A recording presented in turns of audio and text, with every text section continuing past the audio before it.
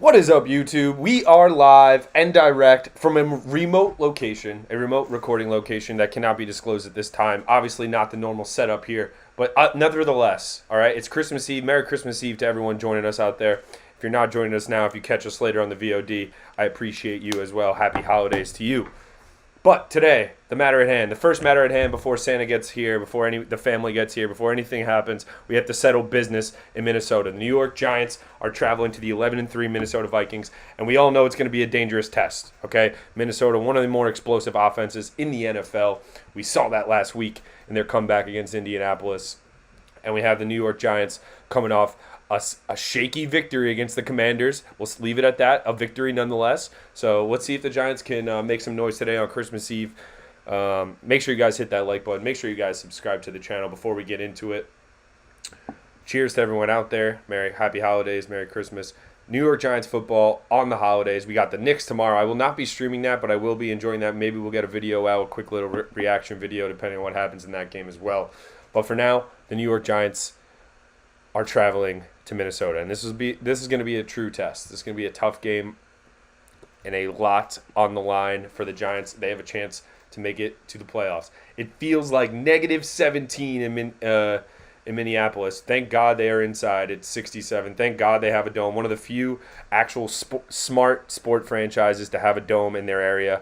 I understand people like snow football. Minnesota would just basically have to have actual Vikings and Eskimos playing football for them if they were going to play without a dome at this point in time. So Justin Jefferson is going to eat today. There's no doubt about it. It's going to be a matter of if the Giants can make a play or two, keep pace with this Vikings offense. And also, we're going to have to force a turnover or two out of Kirk Cousins today. We're going to have to get home again. Kayvon Thibodeau, let's see if he could follow up what he did on Sunday Night Football last week against the Commanders.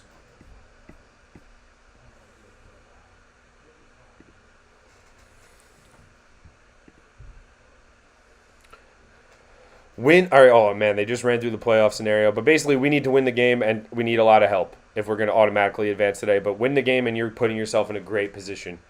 Minnesota will receive the kick. The ball goes through the back of the end zone for a touchback, and we are underway in the first quarter from Minneapolis.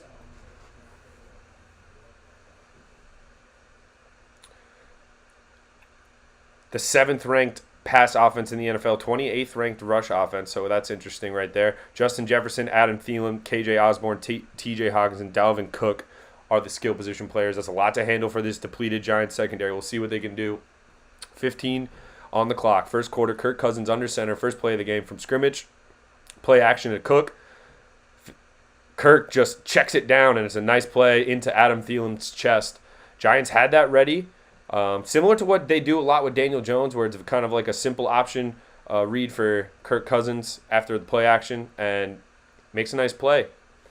Gets about 6 yards on first down. It'll be 2nd and 4.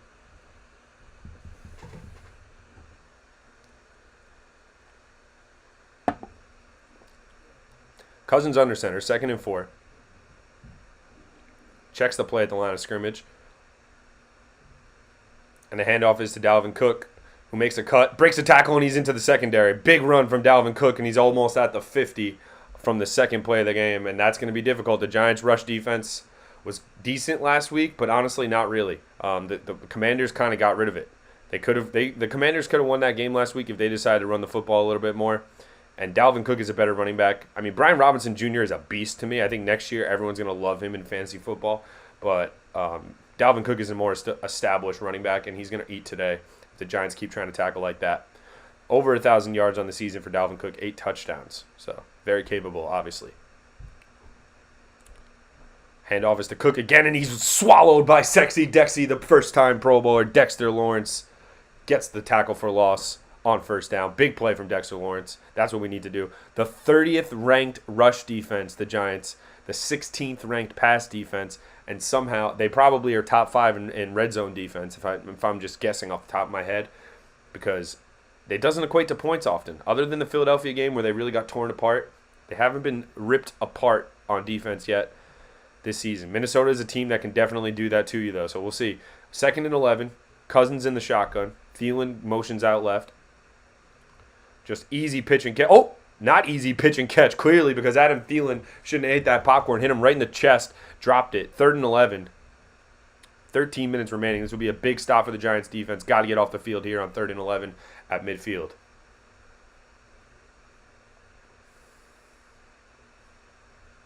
Cousins drops back. All day to throw. Airs it out down the sideline. Terrible throw. It's almost intercepted, but it's dropped by Nick McLeod. Honestly, that might have almost been okay because 4th and 11, that was almost like a throw punt.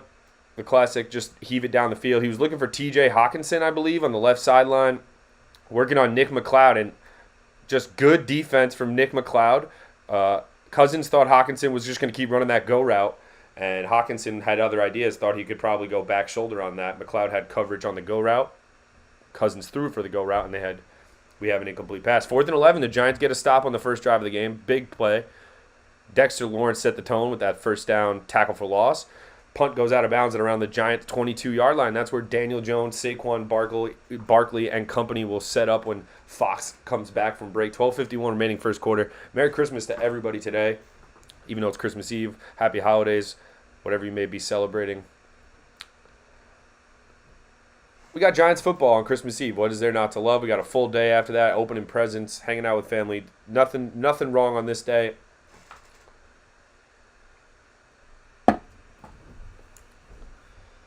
And the Giants got to stop right away. So that's another thing we like to see. We also have Knicks basketball on Christmas Day.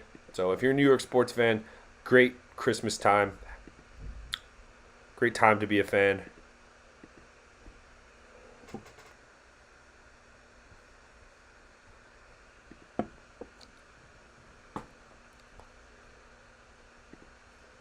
Early days here. Giants got to stop. We'll see if the offense can come out blazing here. Minnesota's weakness is clearly their defense, their pass defense in particular.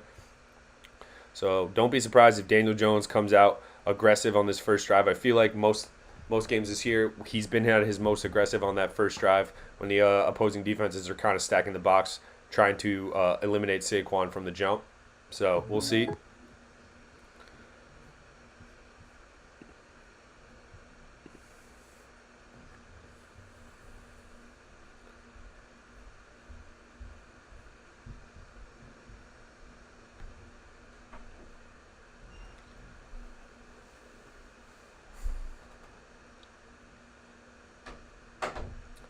First quarter, Giants about to get the ball. Saquon Barkley looking fresh after last week. He had a big drive. I mean, Saquon hasn't looked great the last few weeks. That being said, he has done enough. In the games we've won, he has been the reason in key moments. He's stepped up and made key plays at key times. Same with Daniel Jones. It really hasn't been that persistent statistical year like you may see on the other side of the ball with Kirk Cousins, Dalvin Cook, Justin Jefferson, those type of guys.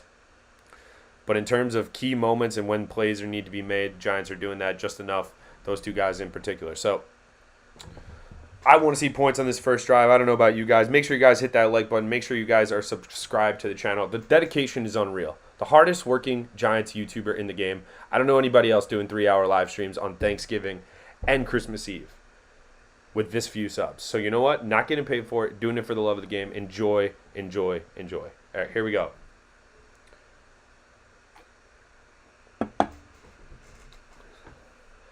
Daniel Jones under center. Giants in their blues today. Classic blues. That's why we're blued out. Jones under center. Play action. Jones steps up, checks it down to Saquon, and Saquon gets tackled after about 3 or 4. Jones did look down the field there. Didn't look like he had anybody, so he checks it down to his most dangerous weapon, Saquon Barkley. The Giants have the 6th-ranked rush offense and the 16th-ranked pass offense, so pretty solid if you ask me, all things considered. Saquon Barkley, also a Pro Bowler this year. Congratulations to Saquon. Although, if Pro Bowls are all Saquon wants, then we got the wrong guy. I think Saquon wants bigger than Pro Bowls. The handoff is to Barkley on 2nd down. And he falls forward for about 3 or 4. So it'll be 3rd and short. And a big 3rd down here it is. Giants go no huddle here on 3rd down. Want to keep the same personnel out there for Minnesota, it looks like.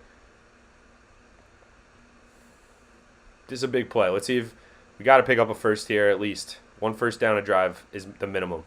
Jones completes to Darius Slayton for a first down. There he is. He's the thumbnail today, ladies and gentlemen. The graphics department at Mikey Hot Takes knew something. They knew something. They knew Darius Slayton was going to eat today. Maybe it's because we haven't used him all year as a thumbnail and the Giants are running out of players. That being said, Darius Slayton converts on first down. He was getting mugged. What a throw from Daniel Jones. I mean, that's the biggest problem with Darius Slayton in general. Every one of his catches are off the body. This one included, catches it off the body, but somehow it sticks to his chest for a 17-yard gain and a first down. Jones play action again. Giants moving quick. Looks again, this time incomplete. Looking for Slayton again. Patrick Peterson closes quickly.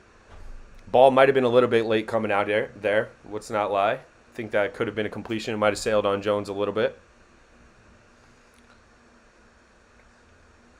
The out route, I mean, it could have been caught. Darius Slayton doesn't, I mean, it hit him through the hands, guys. Like, Justin Jefferson catches that, right? Good NFL receivers make that catch.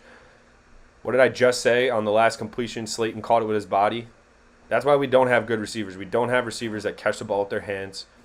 We have some guys that can get open, and those guys can't catch. We have some guys that can catch but can't get open. Jones evades pressure on 2nd and 10. Rolling to his right, looking. Incomplete. Tries to throw a dart to Saquon, and Saquon just dropped it. Jones tried to keep the play alive there. Evaded pressure nicely. Looking downfield, nobody open. But he did try to slide one into Barkley. It wasn't a bad throw. I think another good, like, Saquon to me doesn't have the best hands for running backs either. He's extremely elusive when he catches the ball, and when he gets one-on-one with the linebacker in space, you're in big trouble. But it's got to go right into his hands for him to catch it sometimes. 3rd and 10, Giants at their own 44, 46. Let's call it a 46. Jones steps up, knocked down at the line of scrimmage, incomplete. I think that's Eric Kendricks who knocked it down, number 54.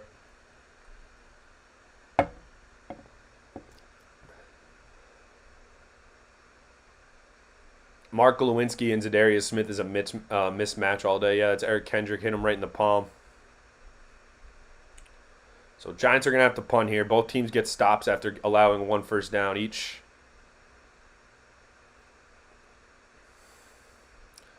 Encouraging, though, a little bit for the Giants. I mean, Daniel Jones coming out throwing the football. Darius Slayton could have made another catch for him there. We could have been really driving. But you know what? We bounced back.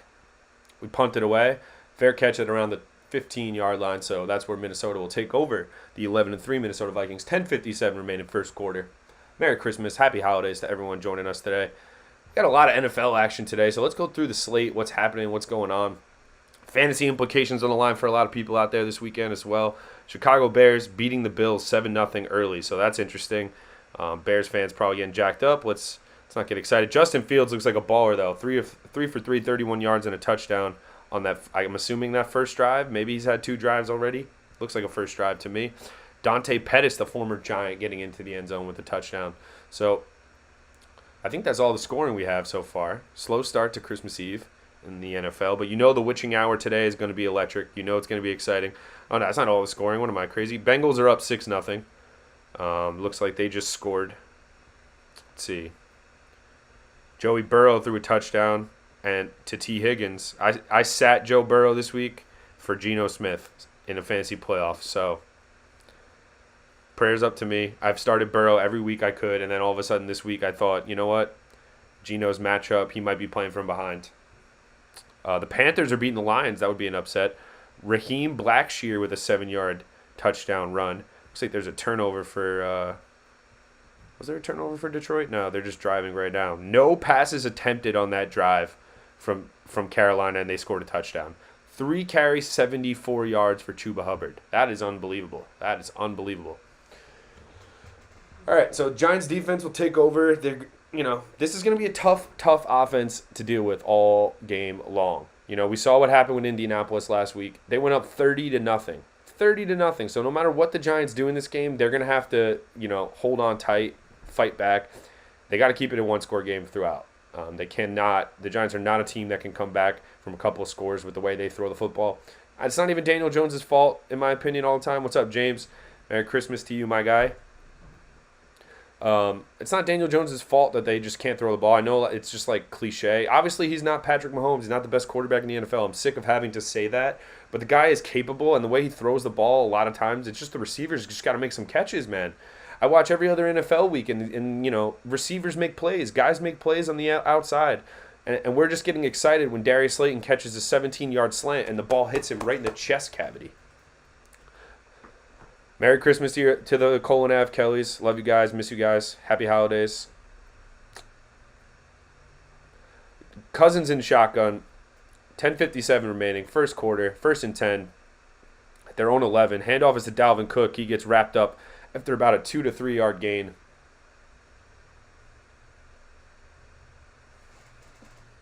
Stop Dalvin Cook.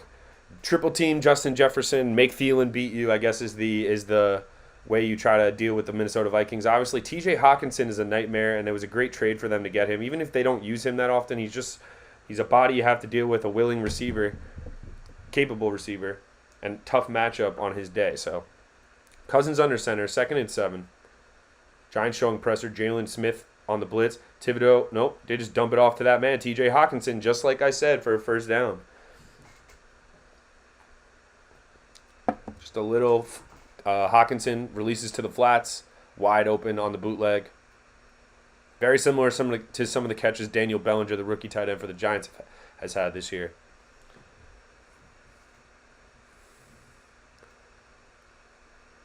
Cousins under center at his own 23-yard line. 2 for 4, 14 yards to start for Kirk Cousins. Have not targeted Justin Jefferson yet. Giants send a blitz. Cousins has to get rid of it and just spikes it down the middle of the field. Great pressure. Cousins had no choice but to get rid of that. Darnay Holmes was coming from the backside. It looks like he's shaking up on the play. Did he just actually end up rocking Kirk Cousins and hurt himself? Yeah, Holmes blitzing. Yeah, he hurt himself on the blitz. Might have a concussion or something. Might have led with his head. Something like that. Doesn't look good for big play, Darnay. Make sure you guys hit that thumbs up. They say to smash that thumbs up. So that's how other people see the stream on YouTube if they're just floating around. So I would really appreciate that.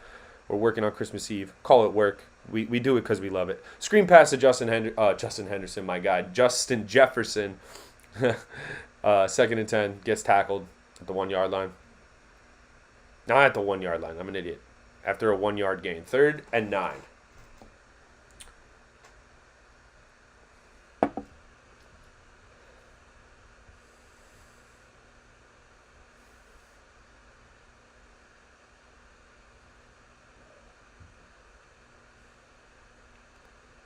Most targets, most catches, most receiving yards per game this year for Justin Jefferson. By all accounts, he's been the best receiver in the NFL so far. Has not been targeted yet. 3rd and 10.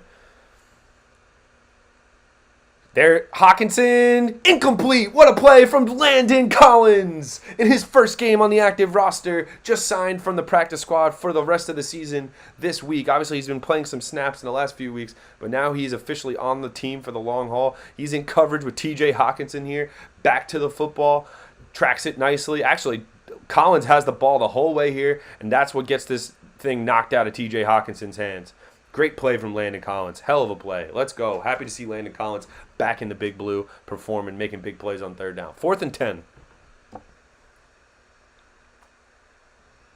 Another punt from the explosive Minnesota Vikings. Does Wink have Cousins scouted out? Richie James fields the punt, makes a man miss, makes another man miss, gets to the outside, gets gored out of bounds, but he holds on to the football. Every time Richie James fields a punt, we got to worry about him holding on to the football. This time he does, gets out of bounds. And the Giants get another stop. 8:49 remaining. Fox goes to a commercial break. New York Giants, Minnesota Vikings. The only Giants-Vikings matchup that ever stood out in my head was that matchup with the Giants before the Super. I think it was was it the NFC Championship or was it a division game in like 2000? They absolutely blew out the Minnesota Vikings on the way to getting blown out by the Baltimore Ravens in the Super Bowl. But Kerry Collins was balling out in that game. Giants defense was good in that game. That's the only history I think these two teams may have. That sounds dumb. They definitely have history, but you know what I mean. In my immediate brain, I don't think this is a weird matchup. Giants-Vikings. I feel like we don't get it as often as we should. The Lions have answered with a touchdown. 7-7 in Carolina. Shane Zylstra. I don't even know who that is. Is that a fullback? Second tight end? Has to be. Yep, backup tight end. Gets in the end zone.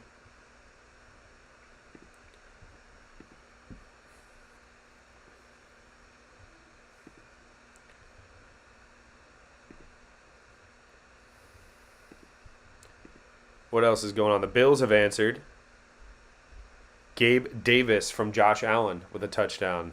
The Chiefs have scored. Patrick Mahomes has thrown a touchdown. Who caught it there? Kadarius Toney has a touchdown. Giant fans, look away. Look away. Kadarius Toney has a touchdown. I'm not going to stream the Knicks game tomorrow, James. I'm not. I'm going to enjoy it. I'm going to watch it. Maybe next year we'll do it. But the Giants playing on Christmas Eve kind of, want to have some type of a Christmas. The Giants playing on Christmas Eve kind of blocked them. If maybe the Giants weren't playing, if there was no Christmas football this year, I'd probably would just do the Knick game tomorrow. Make sure you guys hit that like button if you're just popping in for a second. We really appreciate it. Upstart streamer, Giant fan from New York. We call every game. We react live. And we give our honest opinion. All right, been watching football for a while. Maybe you might not agree with my takes. Maybe you don't agree with it. But at the end of the day, we're going to be fair and just and try to be entertaining at the same time. 8:49 remaining, first quarter. Daniel Jones, Saquon Barkley back out on the field.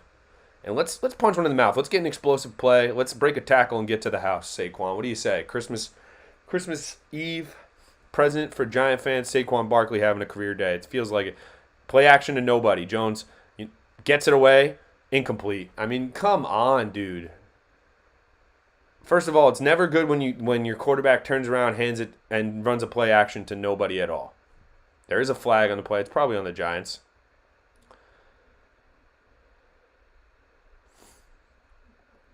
We'll stand by for the call here. Adrian Hill, fourth season NFL, and they're going to call it holding on the Giants here.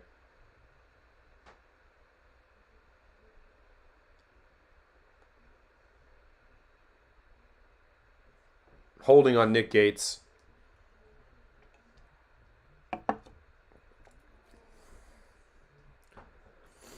Tough call. That'll push the Giants back. It's really never good when Daniel Jones tries to run a play action to nobody. Like, Barkley doesn't even sell it. Just a blown up play. And all that being said, it still should have been a catch in the flat for Nick Vannett. But Nick Gates gets called for a hold. The starting left guard today. And it'll be 1st and 20 from their own 23-yard line. We'll do it all over again. They're getting good pressure with Zadarius Smith up the middle. Sack, ball out. And Evan Neal falls on it for the Giants. Oh, my goodness. Second down. Evan Neal does get down on the football at least. He has not had a good season whatsoever. Do not let anybody spin it. I know offensive linemen take time. Yep, he just gets ran around easily. Is that Everson Griffin? Evan Neal is about to learn how difficult Everson Griffin is to block. That is the strength of this Minnesota Vikings defense, is their pass rush. The rest of their secondary can be thrown after. Jones completes to his tight end, Daniel Bellinger. So that was about a nice 12 to 13 yard gain on second down. Now let's see if they try to be aggressive on 3rd and long still. I mean, you got a hold and a sack on the first 2 plays of this drive. 3rd and 13. They got 12 back. I'm assuming Jones will check it down here, or this will be a screen pass or something really conservative. After what we just saw, Evan Neal just got worked around the edge, and Jones got strip sacked. And the only good thing about it this time is Evan Neal had the wherewithal to jump on the football before anyone else. So that was good. Jones, 3rd and 13. We'll see what he tries to do here. Empty set, shotgun. Giants pick up the pressure. Jones has all day to throw. Incomplete. Ball sails on him. Bad throw from Jones, no doubt about it.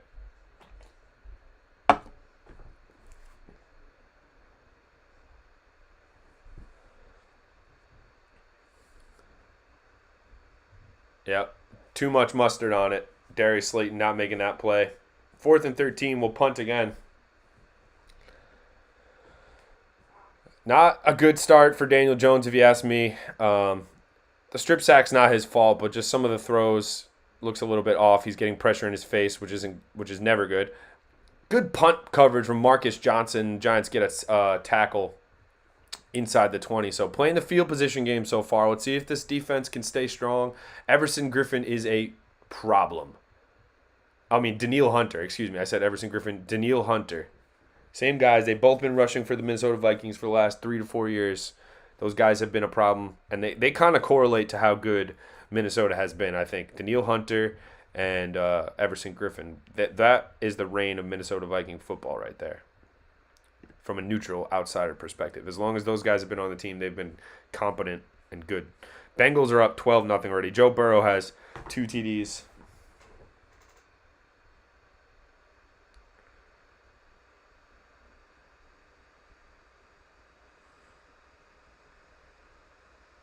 I cannot believe I started Geno over Joe Burrow.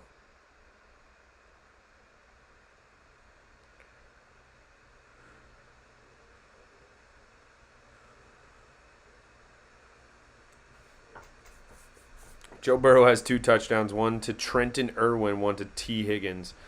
Mac Jones, not good so far. Scoreless in Cleveland. Nick Chubb's 3 carries for 6 yards. Yikes.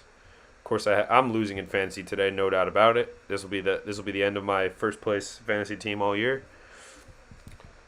But who cares? The New York Giants are playing. Let's see if we can get another stop. It seems like this is going to be a game where turnovers decide it. Obviously, Minnesota has more explosive players. They're going to make more big yardage plays. Are they going to result in touchdowns? That's the question. Giants have a good red zone defense. They usually wrap up before you get into the end zone. As we saw, Kayvon Thibodeau last week on Taylor Heineke, that was a big play.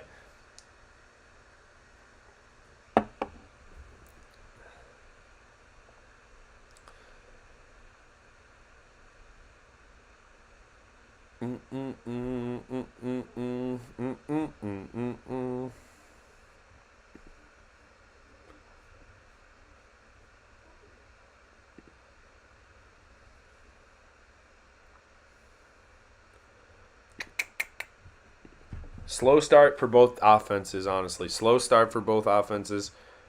Daniel Jones, 3 of 7, 32 yards, 4.6 yards per attempt. Saquon only has 1 carry so far, 1 carry for 4 yards. Justin Jefferson has 2 catches for 25 yards. Did I miss that? 1 second. For handoff is to Cousins. Play action. Handoff is to Cousins. He completes to Adam Thielen for a first down.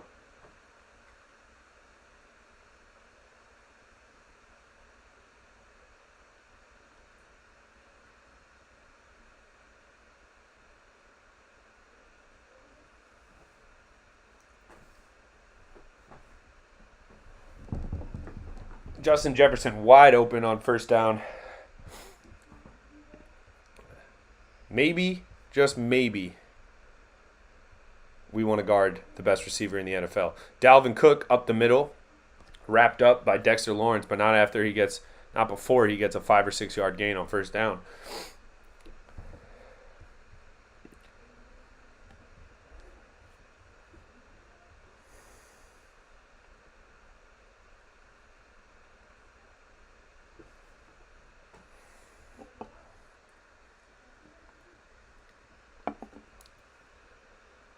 Cousins under center on 2nd and 3. Play action. Stab. Is that Osborne? Nope, it's Justin Jefferson. Almost dropped it. Makes the catch. Just keep targeting him. Giants do not have the secondary to deal with him today.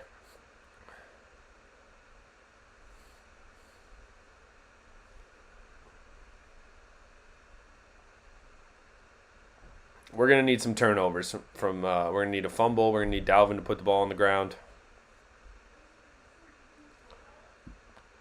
Handoff is to Dalvin. Right up the middle. Gets 7 yards.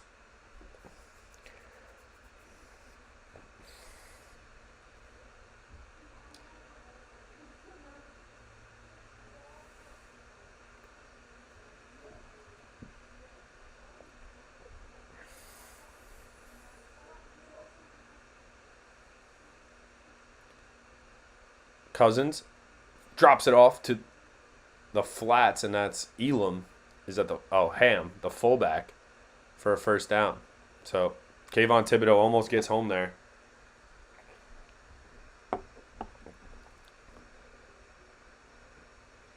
Kayvon Thibodeau was in coverage in the flats, makes the tackle, but not before the fullback gets a first down.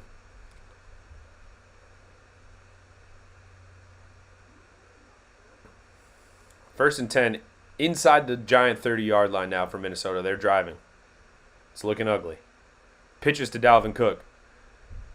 Ojulari makes him stop his feet, but he still gets enough room to get 6 or 7 yards on first down. He cuts it back, goes left, gets into the second level of the Giants' defense, and gets a chunk of yards there. So just balanced offense from Minnesota on this drive. Azeez Ojulari set the edge on the left side for the Giants.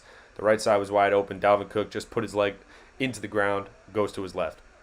2nd and 2. Cousins drops back, completes to T.J. Hockenson.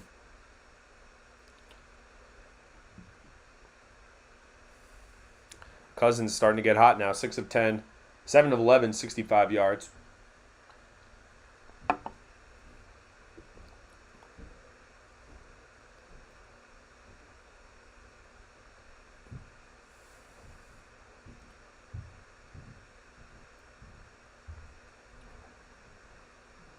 First and 10, inside the 25 for Minnesota. It's looking ugly. Inside the 15, they're at the Giant 12, so still can gain a first down. 1st and 10. Wide open, T.J. Hockenson in the end zone for a touchdown. Wide open. There is a flag on the play. Probably on the Giants, the way people are reacting.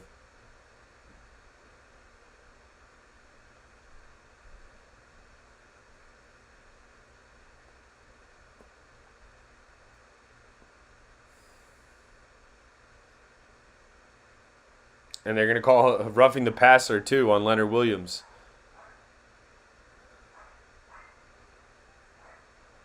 That's a tough call, man. Hockenson was wide open. Giant linebackers nowhere to be found. Micah McFadden nowhere to be found.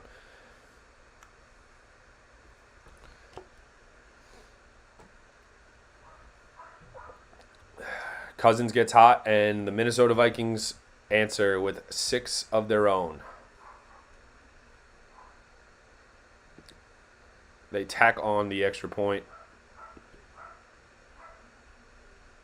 Nope, wrong score. Wish it was going in that direction.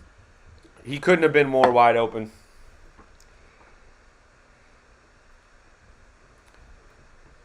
And Minnesota scores the first points of the game. 7-0. Tough start. Defense is not going to be able to get stops all day long on this Minnesota offense. It looks like they might have figured something out on that drive. They're just going to come down and sling it.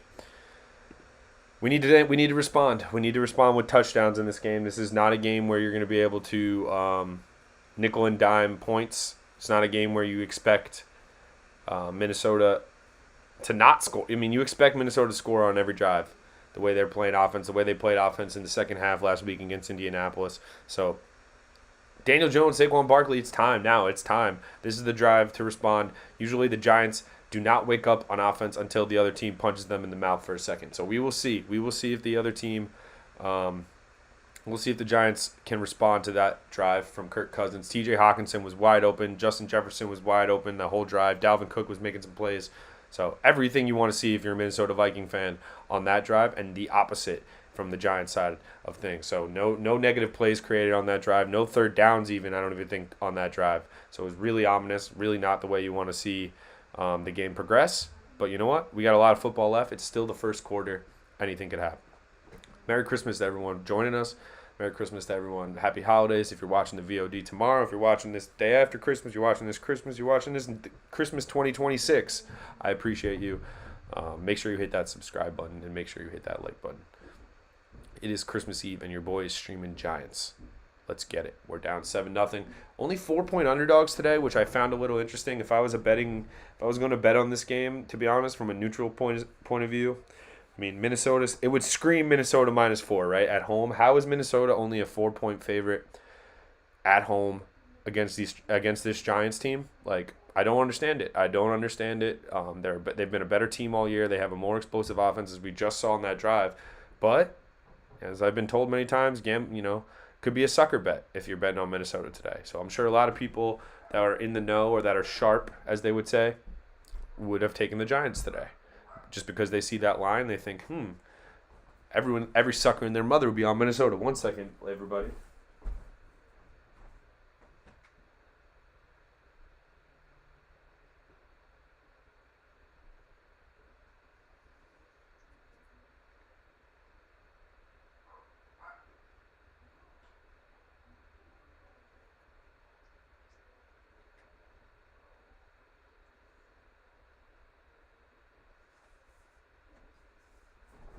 All right.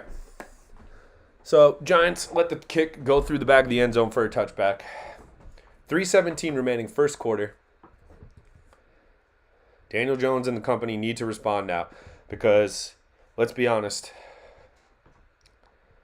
that drive was way, way, way, way too easy for Minnesota. So, they might have figured something out, and it's up to this offense to try to keep pace. Now, with Kirk Cousins, when he has it going and he feels confident and knows what he's doing, the play-action game is working for Minnesota. Giants can't stop the run. They just don't have the linebackers. Giants just don't have the linebackers to be able to stop the run and the pass. They just don't. They have to commit to one or the other and hope that the quarterback isn't ready for it. Handoff is to Gary Brightwell on first down. He is swallowed up in the backfield. Former Giant Dalvin Tomlinson makes the play for a tackle for loss. Forgot they had Dalvin Tomlinson, really good interior lineman for the Giants when he played for us. Looking like that on that play against Gary Brightwell, tackle for loss. Interior offensive line stinks for the Giants. 2nd and 11.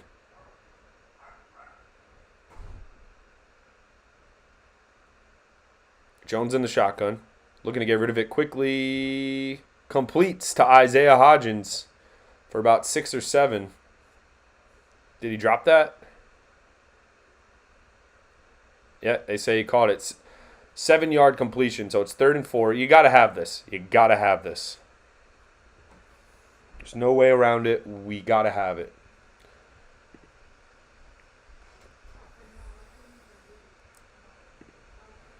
Third and 4. Jones in the shotgun. Looking at Hodgins in the slant pattern. He makes the catch for a first down. What a catch from Hodgins in traffic. And a nice throw from Daniel Jones. These slant patterns are going to get sat on eventually. But Jones just has enough zip on it. Throws it right to Hodgins' chest cavity again. I mean, he took a shot to the head. I don't know how that's not a defenseless receiver call. I don't know how that's not a defenseless receiver call on Hodgins. He got rocked in the head. 1st and 10.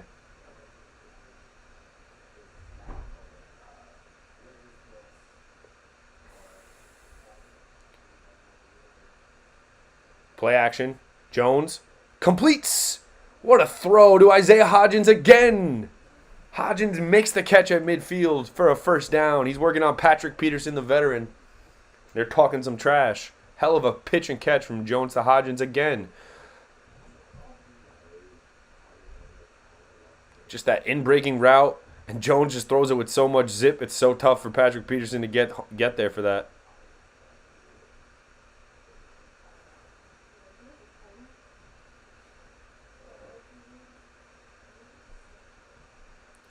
First and 10, Jones in the shotgun.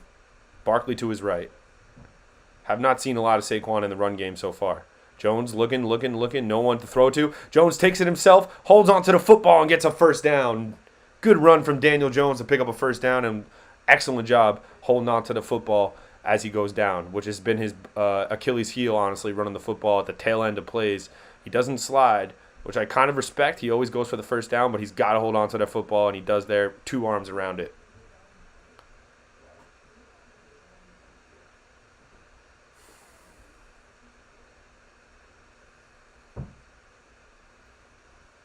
That'll be the last play of the first quarter, and we're looking good. We're in field goal range, if you ask me. Graham Gano range at least. Daniel Jones making some throws in this drive. 6 of 10, 59 yards. Nice run play right there to pick up a first down with his legs, and we'll take it to the second quarter with the score 7-0 Minnesota. Could be worse. Minnesota did have a very, very nice drive on their last drive of the quarter there, but Giants are trying to answer here, put one together. No Saquon. It's been all Daniel Jones. I think we have 1 carry from Saquon. Yeah, 1 carry for 4 yards for Saquon. 1 carry for -1 yards for Gary Brightwell. And we just saw that scramble from Daniel Jones for 10 yards. So he's your leading rusher for the Giants through 1 quarter. Merry Christmas to everybody out there. Happy holidays. Make sure you guys hit that like button. Make sure you hit subscribe. We're doing every Giants game this year but 1. The only game I missed, I had a physical injury, okay? Facial injury. You guys didn't want to see me on camera. Otherwise, I would have been there. I would have done it. We would have perfect attendance this year. No problem. But you know what? Let's just pretend it's a 16-week season. We missed the Seattle game, by the way. If you're wondering, the only game we missed this year was the Seattle Seahawks game, which the Giants did end up losing. So if I'm going to pick a game to miss, not a bad one to pick.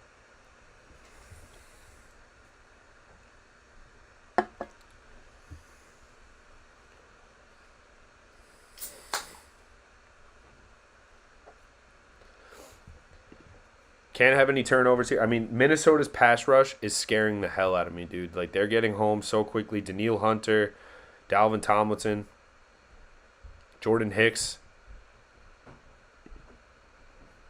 The linebacker is coming home a lot. Dexter Lawrence already has 4 total tackles. Kayvon Thibodeau has 3 tackles. No sacks yet for the Giants. 1 tackle for loss from Sexy Dexy. Isaiah Hodgins, 3 catches for 27 yards. Is your leading receiver for the Giants.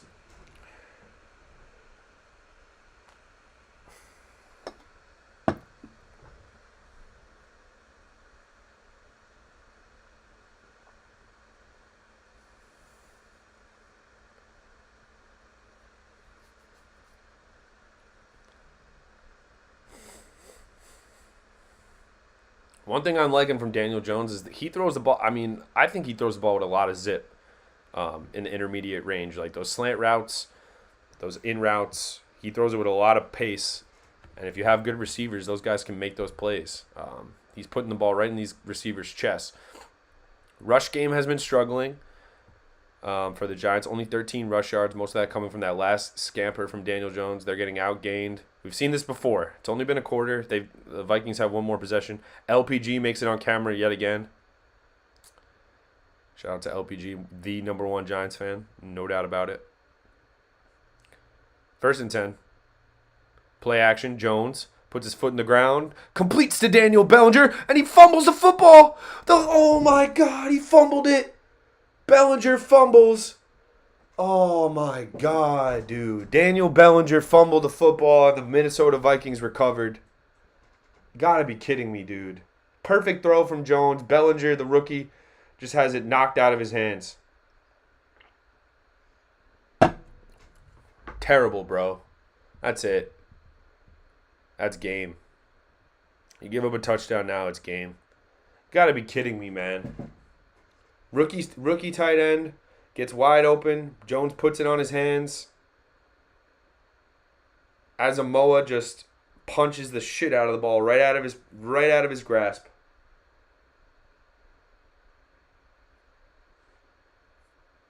Gotta be kidding me, man. Starting to drive, starting to look good, and then a tight end fumbles the football. It's like Evan Ingram all over again. Handoff to backup running back, it looks like, who gets dragged down. after a 1 yard gain. That sucks, man. That just sucks. You want to like Daniel Bellinger a lot, too. I mean, he's looked good in spurts. He had an eye injury, but that's just, ball just literally guy just knocked the shit out of the ball. Punched it with all of his might. Direct contact. Ball pops out. I'm shocked the ball didn't go out of bounds with how hard he punched it, but there was enough space near the sideline for the ball to just continue rolling. 2nd and 9. Who's gonna respond for this Giants defense now? You cannot let them drive it down your throat. They just throw a simple curl route to Justin Jefferson. He gets a first down.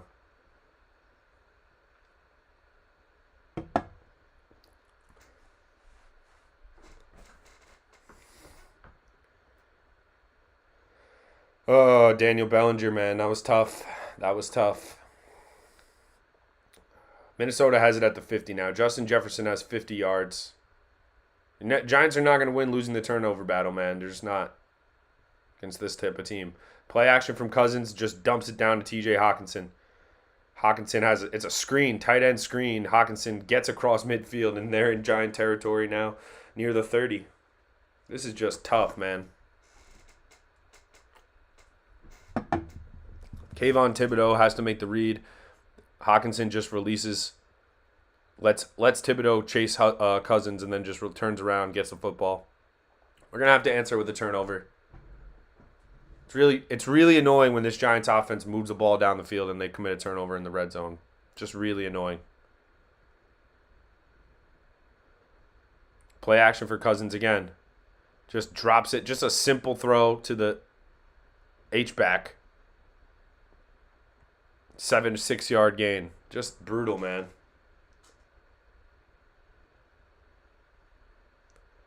Eight-yard gain for KJ Osborne, who had a big game last week. This is tough.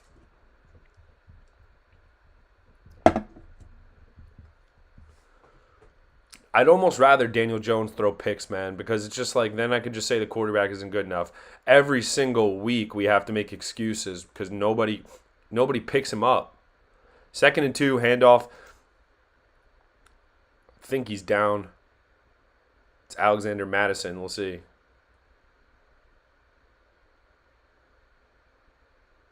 It'll be 3rd and 1, maybe an inch. It's 4-down territory for Minnesota here, no doubt about it. QB sneak. Cousins gets it. First down.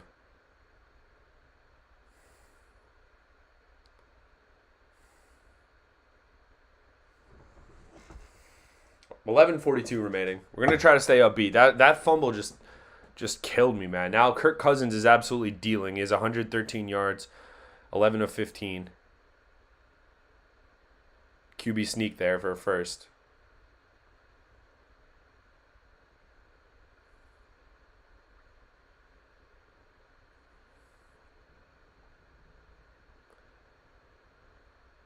Handoff to Alexander Madison, and this time Dexter Lawrence wraps him up right away. Dexter Lawrence has definitely been the guy most prevalent for the Giants defense so far. Otherwise, not a lot of people making plays. Nobody doing anything out there besides Dexy in the middle, the Pro Bowler.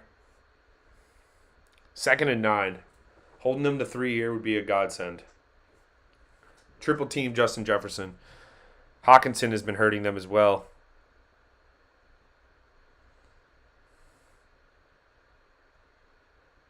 Cousins drops back. On cue, TJ Hawkinson tackled short of the first down. They'll have about 4 to gain on 3rd down. Too much TJ Hawkinson. Giants don't have the linebackers to deal with TJ Hawkinson. Just such a big target for Cousins to throw to. 3rd and 3. Who's going to make a play? Nobody. Ooh, Cousins almost gets sacked. He does. Azeez Ojulari gets home. He almost gets the football, but Azeez makes the sack, and it'll be 4th down. A big play from Azeez Ojulari, the second-year edge out of Georgia. Big play. Let's go. A touchdown here would have been a backbreaker. We'll take the field goal, get him off the field. Finally, we get a sack. Thibodeau literally took out Azeez at the tail end of this play. Both of them almost got home. Kirk Cousins just held on to that football, man. Just held on to it. But Azeez stayed with the play, makes the sack. 4th and 9, 40-yard attempt here for Greg Joseph.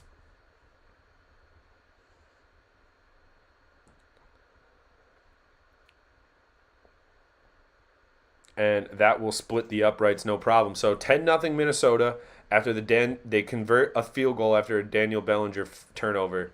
Just Daniel Bellinger got to hold on to the football a lot stronger than that. This is the NFL rookie, and I think that's his rookie moment. We'll use that as the Daniel Bellinger teaching moment, and we'll try to move on. But, alas, we are down 10-0.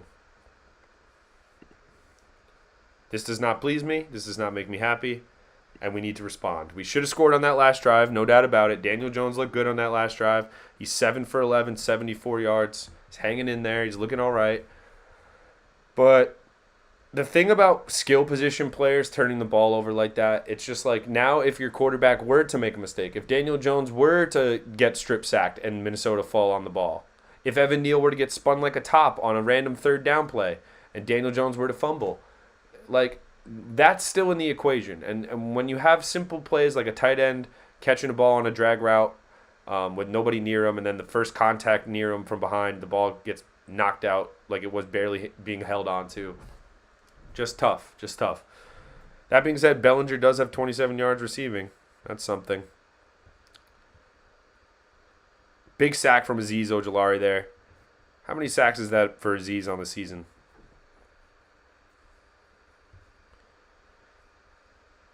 It's 5.5 sacks for Azeez. So that's a nice season. He was hurt for the beginning of the year too. So next year, him and Thibodeau should be one of the more dangerous edge combinations in the NFL.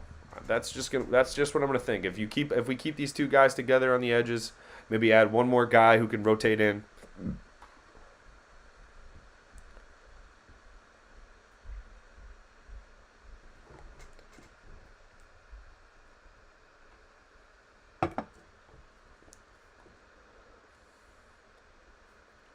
Let's see if Daniel Jones and company can get an explosive play. Like part of the problem with the Giants as well is their receivers never break tackles. Like nobody ever breaks a tackle. Nobody ever makes a guy miss outside of Saquon. So it's just like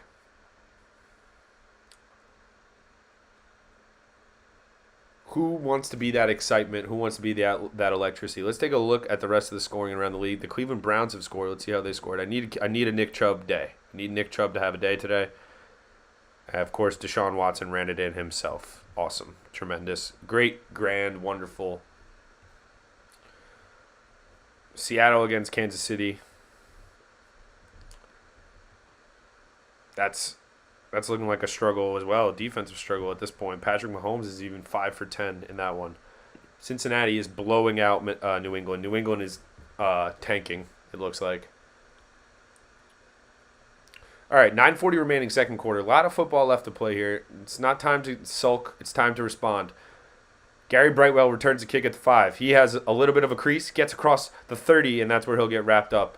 These Giants skill position players, man, they do not hold on to the football strong enough. They don't. None of them. Besides Saquon Barkley, nobody holds on to the football long enough. Every single one of them is liable to get stripped. That's just how I feel. Daniel Bellinger looking like Evan Ingram a little bit on that last drive. Not going to lie. We do not want that. I don't care how good Evan Ingram played this week for Jacksonville. The minute he needs to make a big play in a pressure game for them, he won't. He will fold. 1st and 10. Jones in the shotgun.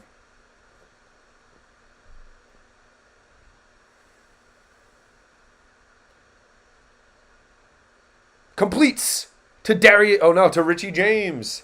Quick slant, RPO from Daniel Jones, and he's throwing that slant with a lot of confidence. Evan Neal just ran around, but Daniel Jones just gets it out of his hand in time by Zadarius Smith. Zadarius Smith is a problem, man. Evan Neal is not ready for some of these top pass rushers in the NFL. He's just not. He's just not.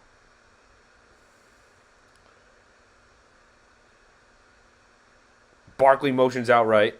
Jones just throws it to Barkley. Barkley gets a little bit of a convoy going to the right and lowers his shoulder for about 6 or 7.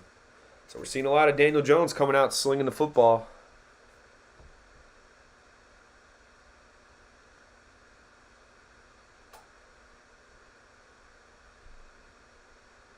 Second and 3.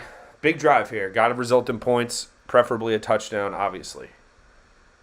Because Minnesota is going to score touchdowns. You cannot play the field goal game with the Minnesota Vikings in their own building at the 1 o'clock hour, especially. The 1 p.m. slate, Kirk Cousins, Daniel Jones. Saquon gets the second carry of the game, and he runs forward for a first down, and we are now in Minnesota Viking territory just like that. The offense is moving well, man. They're moving the ball well compared to other games this year. It's not like they're completely stalling out. They have a game plan. Their game plan did not include Daniel Bellinger getting the ball absolutely Mike Tyson knockout punched out of his arms in the red zone. Can't blame anyone but him for that. 1st and 10. No mistakes in this area of the field. Handoff is to Barkley. Barkley shimmies, makes a man miss, breaks a tackle, goes forward for 5 or 6. That was a good carry for Saquon Barkley, man. He gets touched in the backfield, which happens often, but this time he makes a man miss, keeps fighting forward, stays ahead of the schedule here. Like, that's what it's all about. Zadarius Smith, he makes him miss in the backfield. Another D tackle touches him. Finally, Danielle Hunter, Eric Kendricks, who I think are the 2 best defensive players on Minnesota Vikings, get to him.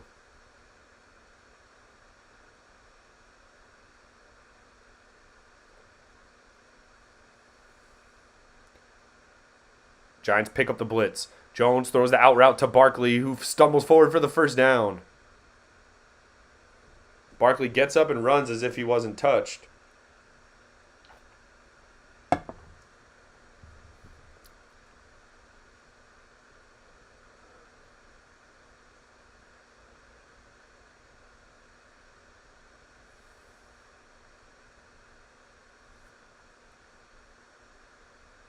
Saquon stumbled with it. I think they're going to mark him down. We'll see if he gets a first on that.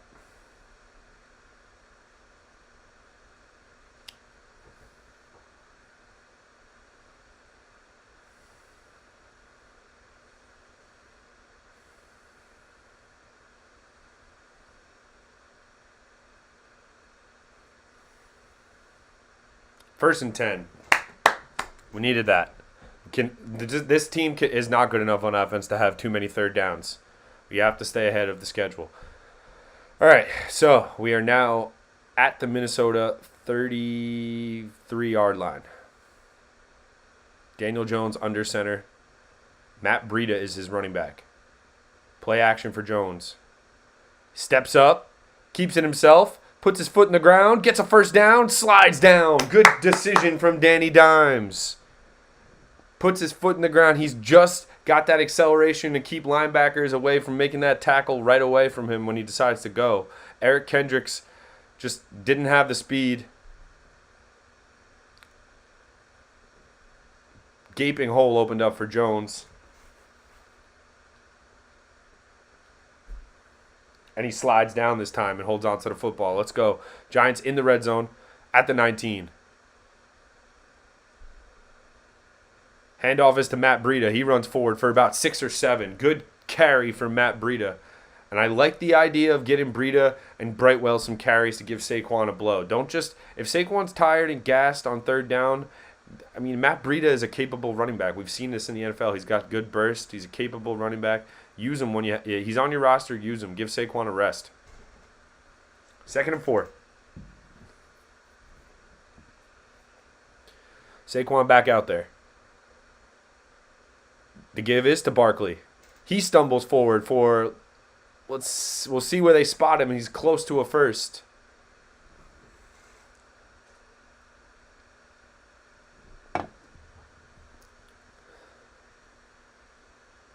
Looks like they might have a measurement.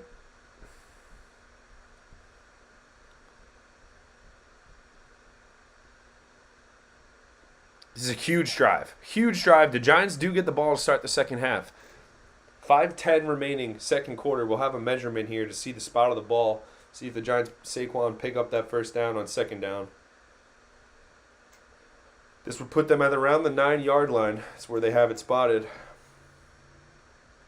First down, baby. The nose of the football gives the Giants a first down. And we're cooking with gas again. We got a result. This has to result in a touchdown. First and goal at the 9.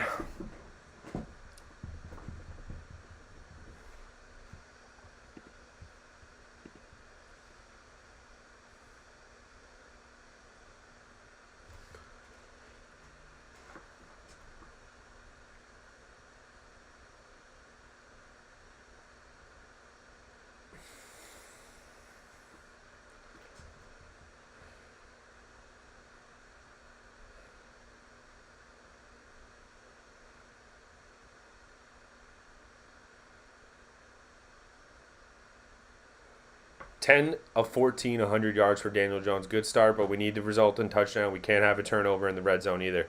Protect the football. Jones throws at Richie James. Quick screen pass. They're going for the ball. Richie James holds on to it. He gets about 3 or 4. Just interesting decision to throw a screen to Richie James, one of your more shaky, probably the shakiest skill position player on your team, if you ask me. Slot guy. He does make the catch, hold on to the ball, and get 2 or 3. But these Vikings players are going for that football, man. They see it. They want it. They're going for strips.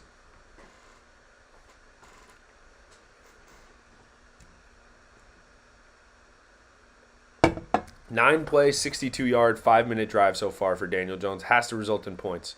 A touchdown. Play action. Jones steps up. Completes a touchdown to Isaiah Hodgins.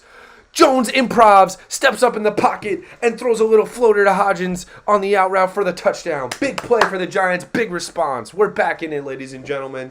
What a drive from Daniel Jones. That's 2 good drives in a row from him. Daniel Bellinger spoiled the last one, but this one has not been spoiled whatsoever. Touchdown, Isaiah Hodgins. Jones gets some pressure from the edges, steps up in the pocket, delivers a nice improvisational throw to Isaiah Hodgins.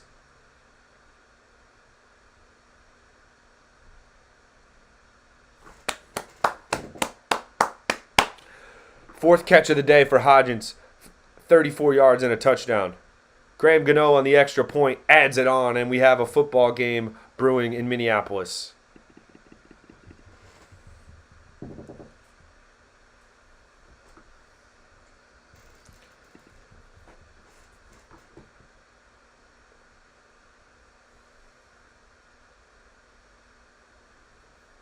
Absolutely tremendous drive from Daniel Jones. Nothing to complain about. He's got 2 carries for 24 yards rushing, 12 of 16, 109 yards throwing it.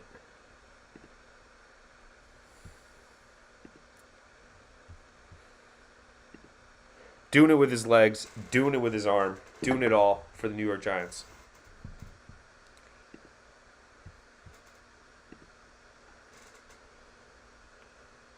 We are going to take a quick bathroom break, ladies and gentlemen. Quick break.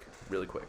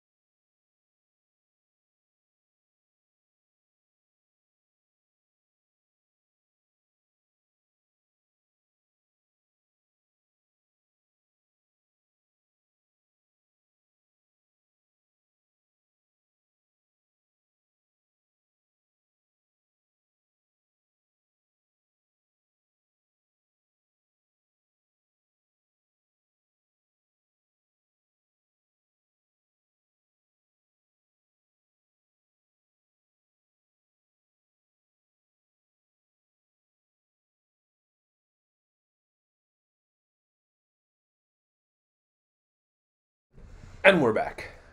Quick break. How to use the restroom. We're back. Giants answer with points. As far as I'm concerned, this should be a tie game. Giants drove that one time. Daniel Bellinger had it punched out of his arms. Should have had at least a field goal on that drive. Good red zone offense from Daniel Jones and the Giants.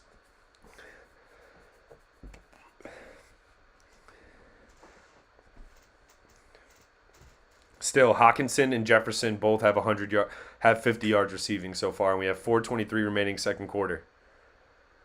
Jones was 5 of 5 on that drive, throwing the football.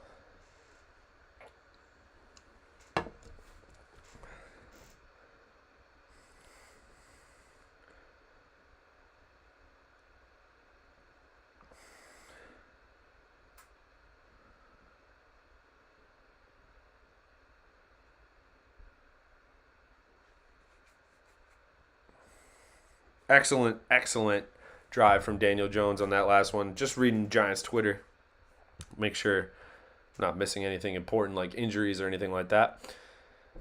Some people dressed as Mr. and Mrs. Claus at the Vikings game. We got a dude looking like Action Bronson in a Santa Claus outfit. 1st and 10. Kirk Cousins under center. Hands it off Dalvin Cook. And he's swallowed behind the line of scrimmage by Leonard Williams and a bunch of Giants players. Tackle for loss. 1 yard loss on 1st down. That's what we want to see. Get Kirk Cousins behind the sticks. Don't give him 2nd and 4, 3rd and 4, because that's where he excels. He kind of listen, Daniel Jones kind of reminds me a little bit of a Kirk Cousins with legs. So, say what you want, but a lot of people are on the Kirk Cousins bandwagon this year. Rightfully so. He looks good. He's tearing up the Giants so far. 12 of 16, 119 yards. 100 of those yards going to Hockenson and Jefferson alone. This time, Cousins in the shotgun. Gets the snap off. Quick slant completes to Justin Jefferson, and it'll be pretty close to a 1st down. Fabian Moreau and Justin Jefferson is just a mismatch all day, folks. Nothing we could do. Noah Dory-Jackson has been really tough on this defense. They've done the best they can. But when you're facing the best receiver in the NFL by a country mile like Justin Jefferson is this year, tough task for Fabian Moreau. Tries to play ahead of the sticks. Just a good throw, good ball placement. And Kirk Cousins leads Justin Jefferson. Wow, they don't give him the first there. They say he's down short of the 1st down. So this is a big 3rd and 1 here in Viking territory. Tough to go for it if they don't convert. The QB sneak worked the 1st time. Let's see if they go for it a 2nd time. They don't. They throw it. Cousins. Incomplete, looking for Justin Jefferson. It's a bad throw. He was wide open. And the Giants might get off the field here. It's 4th and 1. Let's see what Minnesota wants to do. This is a big call. They're at their own 35. You can't go for it this early in the game, can you?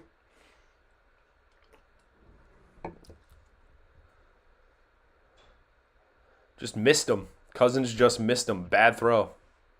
Looks like he's coming off the field for a punt. It's a big stop for this Giants defense.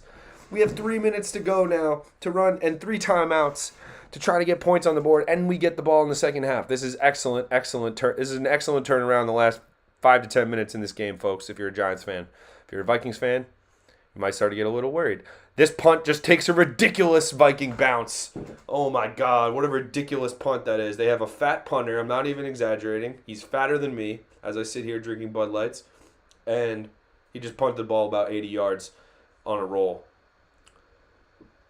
Terrible punt, but he got a ton of roll, and it rolls into the corner at the 8. So the Giants will start from their own 8-yard line. But let's go, baby. We get some stops. We get a touchdown. Daniel Jones looking good. Only blemish really coming from that fumble from Daniel Bellinger. It's like a rookie tight end fumbling. All right. Guy made a good play on the ball, too. If you've ever played football, if someone of that – I've never played at the NFL level, obviously. Never even played at a college level, high school level, whatever. If you played any type of football – You get hit hard enough in the right spot where the guy's going for the ball's going to come out. Especially at the NFL level, these guys are benching 250 like 50 times for the game. So I'm not going to go crazy over that fumble, especially from a rookie. But otherwise, the offense looks good. Daniel Jones, 12 of 16, 109 yards throwing, touchdown, 2 carries, 24 yards rushing for Daniel Jones. And also Saquon Barkley and Matt Breida kind of got involved on that last drive as well. Saquon has 3 catches for 17 yards, which you like to see and he's also averaging 4.5 yards per carry. They haven't gone to him that often. They've made sure that the Viking defense has to respect that passing game and the ability of Daniel Jones to spread them out a little bit. And while the Giants don't run a lot of deep routes down the field, a lot of intricate pass patterns, not a lot of bombs coming out of Daniel Jones' hands getting completed down the field. They have started to become more efficient in this quick passing game. Daniel Jones getting it out of his hands quick slants, quick out routes. And that suits the skill set of the receivers. That suits the skill set of this offensive line. Evan Neal, despite being a first-round pick, and everyone will tell me the classic thing Giant fans will point to is Andrew Thomas was really bad his rookie season, and he turned it around, and he's one of the better left tackles in the NFL now. Totally agree with that. That being said, at what point can the Giants expect their rookies to just produce at a competent level? I'm not saying the guy needs to be the best rookie of all time. He doesn't need to even make an all-rookie team, whatever. Just be competent. Don't get spun like a top on key passing downs. Evan Neal, that's happened to him a bunch of times this year. A bunch of times Evan Neal has been spun like a top on key passing downs. And that's why the Giants have to go to this quick passing game. Also, their receivers don't have the hands down the field. You're not going to trust their receivers to make plays against competent defensive backfield. So, love the way this offense is moving. Right now, the playoff scenario is we win with a Detroit and Seattle loss, or a Washington and a Detroit loss. So if two of the teams we need to lose. Which, by the way, Seahawks down by 2 touchdowns to KC, Lions down 2 touchdowns to Carolina. This would be a playoff clinching win if somehow the Giants were able to make all of this stand. Handoff is to Saquon Barkley on 1st and 10. He gets about 5 yards. So it'll be 2nd and 5. Giants backed up in their own end. Shout out to everybody joining the stream today. Merry Christmas to you. Happy holidays. Hope you guys are enjoying it so far. We got some Christmas football. So, of course, we're going to start the day off with Daniel Jones and the Giants taking on the 11-3 Minnesota Vikings. And later tonight, we deal with Santa Claus and all that stuff. Daniel Jones in the shotgun. 2nd and 4. Free rusher. He throws a bomb. It's complete to Isaiah Hodgins. What a throw and what a layout from Hodgins. The coming out party for Hodgins. What a throw from Jones. He took a shot at the end of that play, and he delivers a strike to Hodgins, who lays out for it and makes the grab. Is he inbounds, ladies and gentlemen? Let's make sure. Yes, he is. Yes, he is. 1st down, Giants, and that's their biggest pass play of the game. Biggest play of the game by far. Hodgins coming out party. Let's go. Energy is alive. We're alive and well. Hodgins now leading the game in receiving. 63 yards and a touchdown for Isaiah Hodgins. If you had Isaiah Hodgins to have more receiving yards than Justin Jefferson in the first half today, I would have told you were on drugs. And not the type of drugs that people enjoy taking. The type of drugs that you have to go, hide from your family for 7 months type of drugs. All right? That's what I would have said. But you know what? That's the case. Isaiah Hodgins breaking free. That is the first play a receiver has made for Daniel Jones in years. It feels like every other receiver, when I saw this ball come out of Daniel Jones' hands, obviously it was catchable, right? The guy caught it.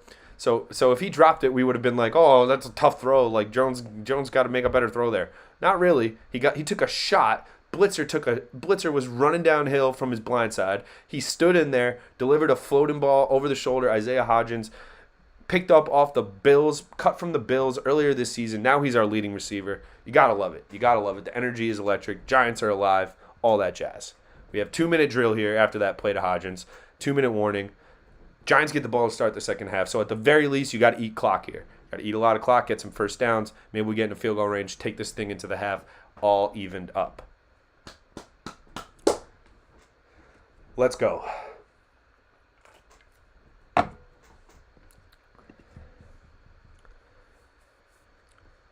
This could be a playoff. This could be a playoff clincher, which is insane. Imagine I told you the Giants could be clinching a playoff spot before the last week of the season, before the year. If I told you that, Giants will clinch in week 16, you would have said, "What? What?" But as we stand, they're still losing. All right, let me not go crazy. They're still losing. But the way they're playing is encouraging me at the very least. Even if they lose this game, I'm encouraged by this offense. I'm encouraged by the defense even. They've got off the field enough in this game. Kirk Cousins did kind of just leave a lot of meat on the bone there. He had Justin Jefferson wide open on that 3rd and 1. That's a play he's going to want back. It's a play they're going to want back. It's a play I'm not going to want back. But 2-minute drill. Let's see if the Giants are aggressive going for a touchdown here. If they're just trying to eat clock and keep the ball on their side of the – in their possession, go for a field goal, tie it up. Fox is finally back from break. 5 targets, 5 catches, 63 yards, and a touchdown for Isaiah Hodgins.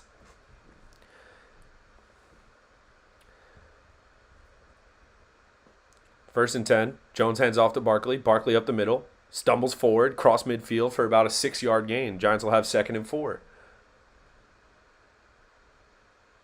Heck of a catch from Isaiah Hodgins.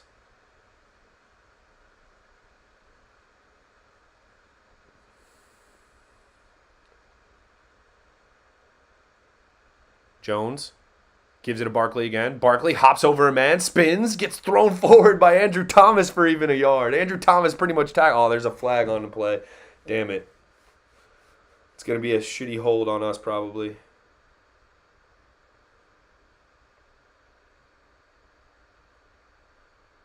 Or an illegal block.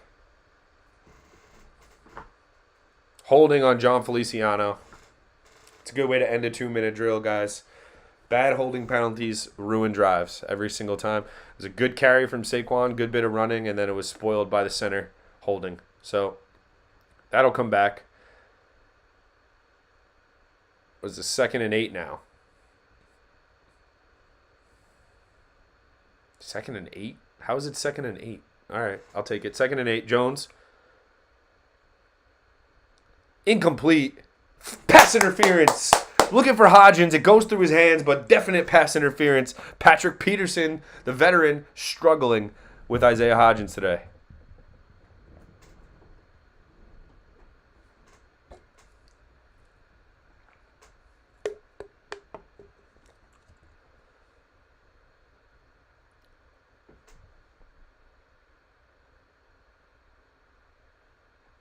That's a big call. That's a big call. It's a good throw from Jones, and it definitely was PI. In breaking route, he's all over him. He's holding them. He's grabbing them. Definite PI. Patrick Peterson, the veteran, is starting to panic against a practice squad receiver. If we're calling a spade, he's getting taken for a ride on this drive. He said he didn't touch him. Interesting. The tape would say otherwise, Patrick. Minute 26 remaining. Jones under center, 1st and 10. Play action. Oh, blitz is coming. Jones feels it, gets sacked, but he holds onto the football somehow. Hell of a job. Patrick Peterson, that man gets sent on a blitz this time, gets a sack. Jones held onto the football, though.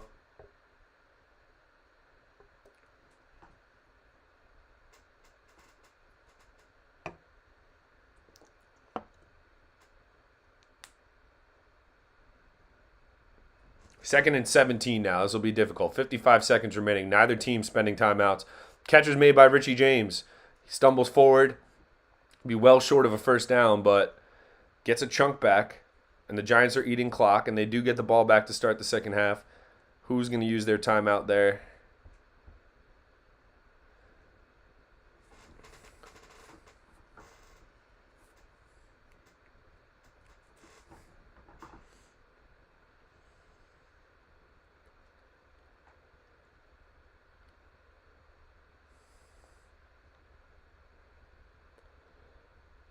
Got a timeout on the field. 43 seconds remaining. 3rd and long for the Giants.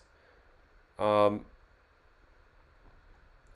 I don't know what – this is a tough spot here. You want to try to get into field goal range. I mean, it's 3rd and 9. You should be able to get a 3rd and 9. The Vikings use their timeout there to try to leave some time on the clock for Kirk Cousins and company to run their 2-minute drill. Do the Giants run the football here and try to burn another timeout from Minnesota and kick a long field goal? Do they try to play aggressive? I mean, if your defense can't hold up for 40 seconds, you're not a good defense as far as I'm concerned. You got to try to play aggressive here. You're down. You get the ball back to start the second half no matter what. So let's see what they do. 3rd and 9. Jones in the shotgun. Giants have all 3 timeouts. Jones steps up, calls something out to his offensive line. 5 seconds to get the snap off. They get the snap off. Jones just off his back foot throws it away.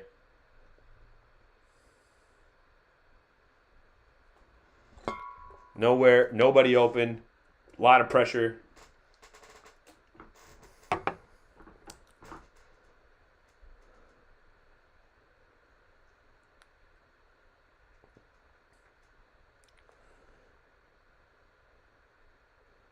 Good coverage down the field this time from Pat Peterson.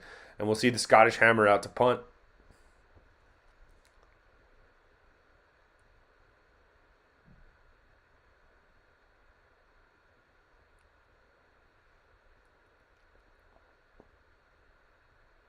That's why I was thinking, do you maybe just try to run the ball there and take some more clock, make Minnesota use a timeout with 37 seconds remaining?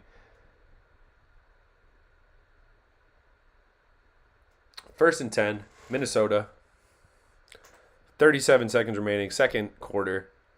Merry Christmas to everyone. Make sure you guys hit that like button. Make sure you guys are subscribed to the channel. It'll be a very nice free Christmas present for your boy right here. If you just hit that sub button, even if you forget about it forever, you may not be a Giants fan. You may just be a Vikings fan trying to catch some tears on this day. But if you are, just a kind soul. Maybe hit that sub button for your boy. No big deal. 37 seconds remaining. in the first half. Cousins in the shotgun. Get off the field here. Do not let them drive and get a field goal. Lawrence gets pressure. They complete it to TJ Hawkinson, and Giants just swarm to the football there. 30 seconds remaining. I don't know what Minnesota's trying to do here. You might as well just take this into the half. 20 seconds. The clock's running. They just threw a little in route to TJ Hawkinson. Dexter Lawrence gave Kirk Cousins a shot there. 15 seconds remaining now. They're at their own 20. They complete to Hawkinson again, who's having a career half, it seems like. There's 10 seconds remaining. Now they'll use a timeout.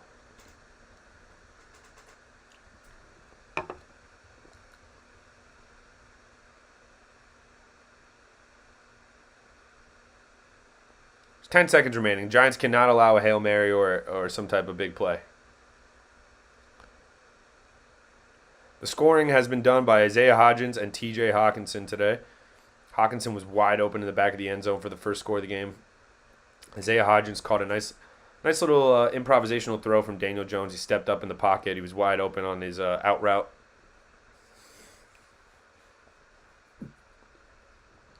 Ten seconds remaining, second quarter. Cousins and Co. at their own 29, and they're going to say Kayvon Thibodeau jumped early and encroachment, neutral zone infraction, whatever you want to say. Kayvon, neutral zone infraction. Tough penalty.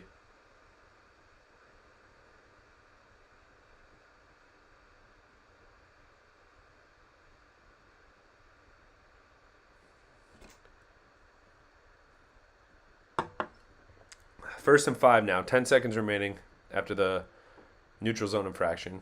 Minnesota at their own 36. Cousins all day to throw. Giants drop back. Everyone in the coverage picked off. It's picked off. Get out of bounds. If there's a flag on the play, get out of bounds with 1 second left.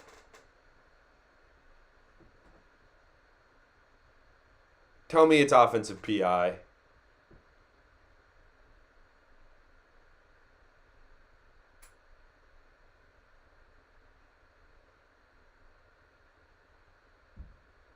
Pass interference defense, number 37 on Fabian Moreau.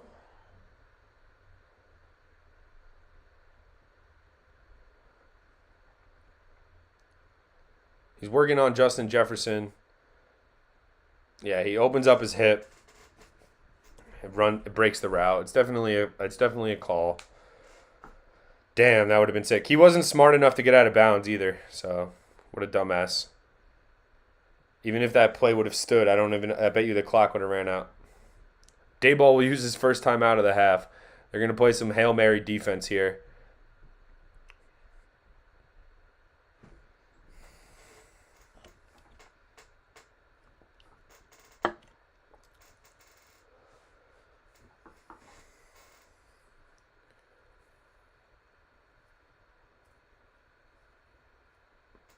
One second remaining. Minnesota looking for a Hail Mary to end the half here.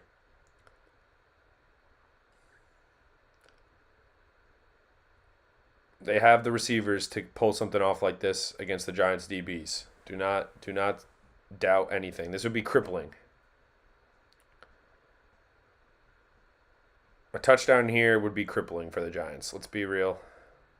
17-7 before the half. Can't have it. Cousins drops back to pass. Steps up in the pocket. And he'll go down with a sack. Leonard Williams. And who is that? It looks like Leonard Williams will get credit for the sack, and that will bring us to the half. So, a lot of action. Good offense in the first half. But you know what? Not a lot of scoring. 10-7 is your score at the end of the first half. The Giants outgain the Minnesota Vikings in the first half. That the Giants had 2 less passing yards than the Minnesota Vikings in that half. They had more rushing yards, 200 total yards. Time of possession pretty equal. Minnesota had it for about a minute longer. So pretty even half.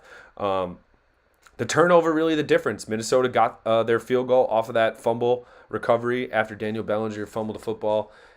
And yeah, Giants offense moving the ball well. Daniel Jones looking comfortable throwing it as far as I am concerned with his receivers and the team he's facing. Obviously, Minnesota doesn't have one of the best secondaries in the NFL, so this is a game where a lot of people were saying Daniel Jones is going to be able to air it out. That looks like the case at this point in time. I want to thank everyone who's joining us so far. We're going to be back for the second half. We're going to take a little break, a little intermission, recharge the batteries, use the bathroom. 10-7 is your score. Daniel Jones, Kirk Cousins head-to-head matchup continues in a little bit. Stay tuned.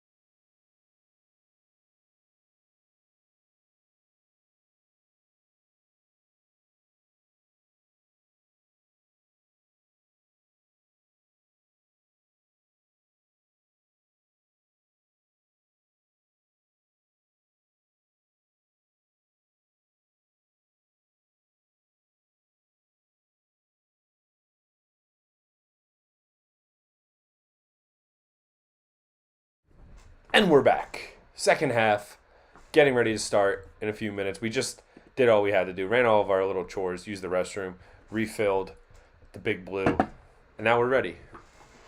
First half assessment.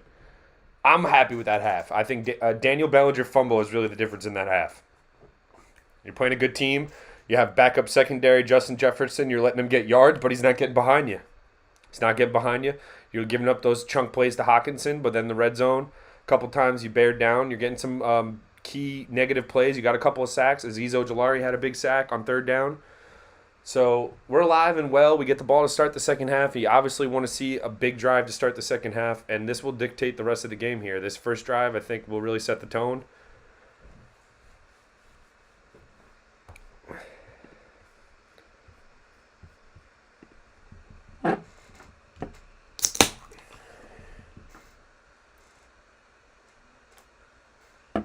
Cheers to everybody out there. Merry Christmas. Appreciate everybody who watches the VOD, checks out the channel. We're going to be bringing out more short form content. I'm dropping videos very soon. I know we're doing a lot of live streams. Time has, editing time. If you guys have ever edited video, it takes a lot of time. If you have other things going on, no excuses here though. No excuses. 2023, we're doing videos. They may not look like, Avatar 2. I'll tell you that, but we are going to do some more videos. We'll get in the editing booth and do some stuff.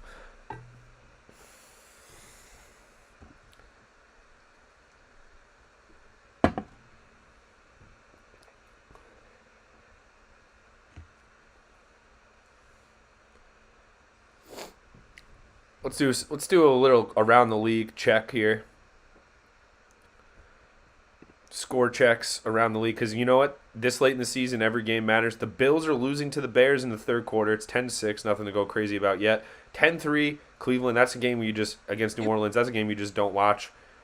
The Chiefs are beating the Seahawks, which has huge implications for the Giants. 17-3 in the first half. At the end of the first half in that one. Bengals are blowing out the Patriots 20-0. Ravens are beating the Falcons 14-3. 7-7 Houston and Tennessee. And that's where we stand in the first half. Obviously, you see the score to my right. My right, your left.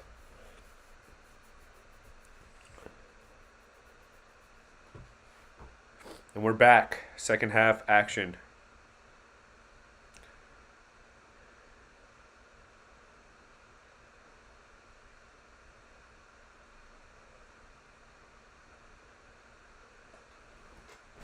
I cannot believe I sat Joe Burrow for Geno Smith. I got in my own head.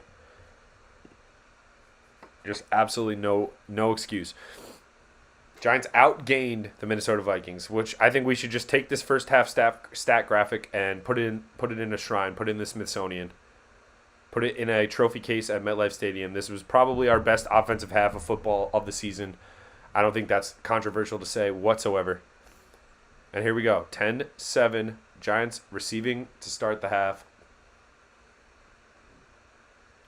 Ball goes through the back of the end zone, and the Giants will start their own 25. Daniel Jones, one of his best halves of the season. Let's see if he can expand upon that. You're going to have to throw the football, my guy, if you're going to beat Kirk Cousins, Justin Jefferson. I think they know that. I think that's why they were so aggressive in the first half throwing the ball. You cannot come out tentative. You cannot try to play time of possession against Minnesota when they're just going to score. They're going to score. They are. I know they only had 10 points in that half, and one of those was a result of a turnover. But they moved the ball. You could see how they moved the ball. They weren't panicking. They were trying not to turn the ball over. Here we go. Daniel Jones, 1st and 10 in the shotgun. First play is a simple handoff to Saquon Barkley. Runs over Andrew Thomas. Gets about 4 yards. There's a flag on the play. Of course, horrible. How do we have a flag?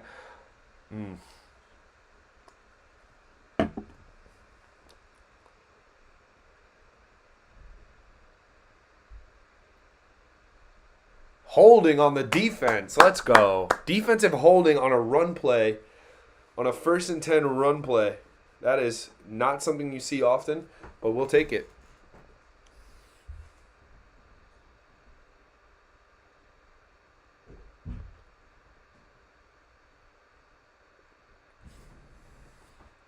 Coach Dayball looking very comfortable in a dome this week. Daniel Jones looking comfortable that the fact that he doesn't have to play outside too.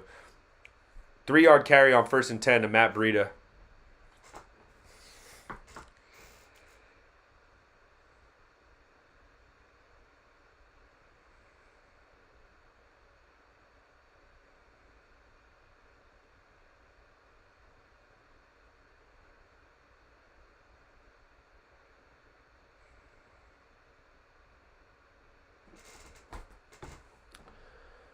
2nd and 7.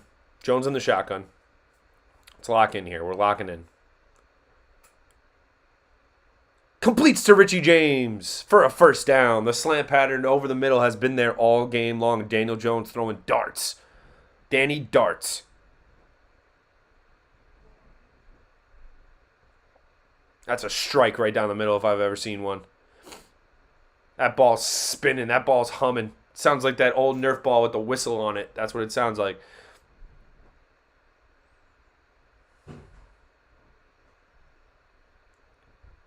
First and 10.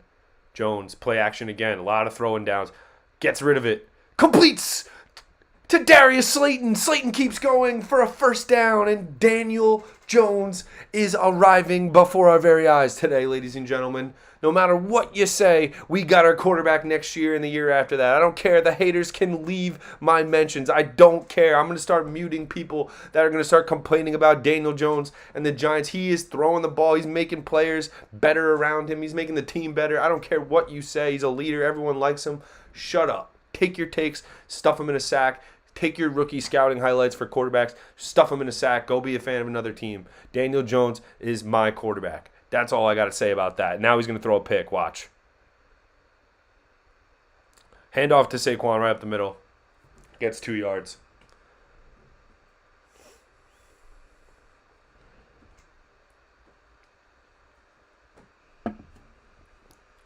Saquon, he's wearing the Grinch. These custom Grinch cleats are kind of fresh. I got to be honest. Is he the only one wearing them? It would be sweet if Daniel Jones every once in a while just tried to put a little bit of personalization out there. Guy's just a created quarterback character like in Madden Automatic. Here we go. 10-7, 12 minutes remaining. 2nd and 7 for Jones in the shotgun. Gives it to Barkley. Barkley makes a man miss. Ooh, Barkley wanted to make one more cut. His legs were wrapped up, but he does get about 3 or 4. It could have been uglier for Minnesota if they did not have someone wrapping up Saquon's ankles there. Jump cut in the hole, makes a man miss, tries to cut again, and it looks like Jordan Hicks Harrison Smith. It wasn't Harrison Smith. I can't see who was on the bottom of the pile, but they wrapped up his ankles. 3rd and 3. Giants kind of in Graham Gano range here. You want to see them try to go, obviously, and extend this drive, get a touchdown.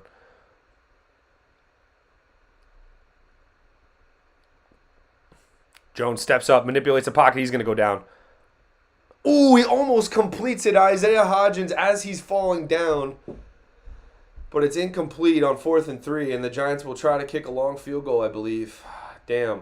Good drive again. Good start to the drive. He gets pressure again. Evan Neal is just getting worked by Danielle Hunter, man, around the edge. He has to step up. There's some type of pile up in the interior. John Feliciano is playing patty cake on the ground on his back.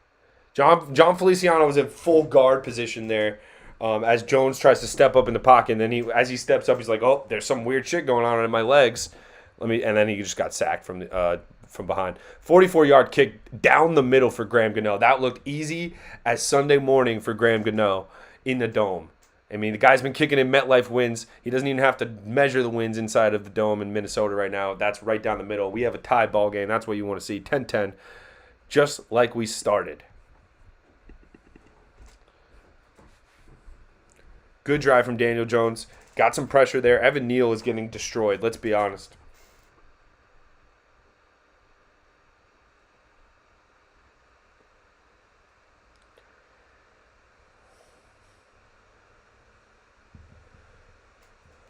Evan Neal has not been good.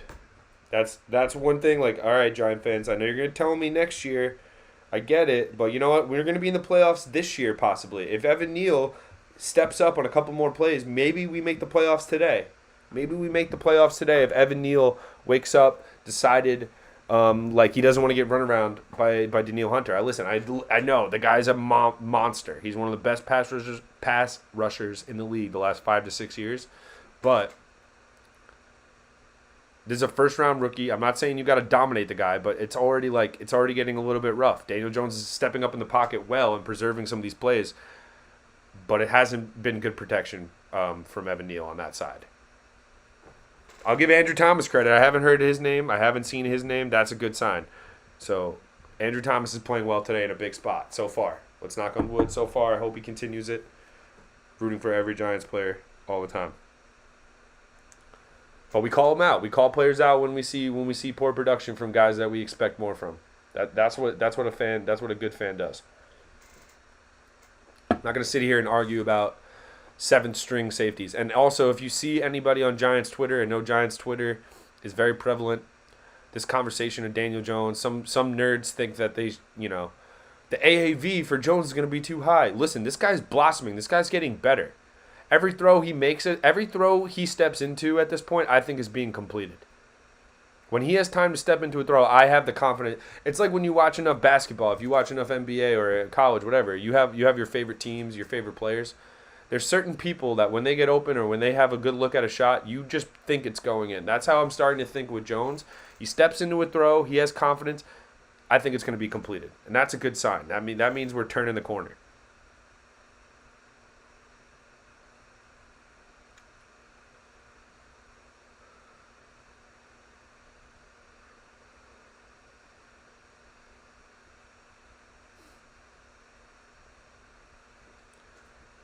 Wink Martindale against Kevin O'Connell.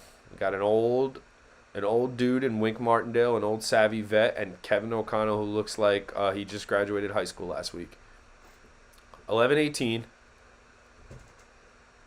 remaining in the third quarter, and the Giants answer. They kick the ball through the back of the end zone. We got to get Graham. You know, this sounds weird, but we got to get the kicker more touches. Get the kicker some more touches.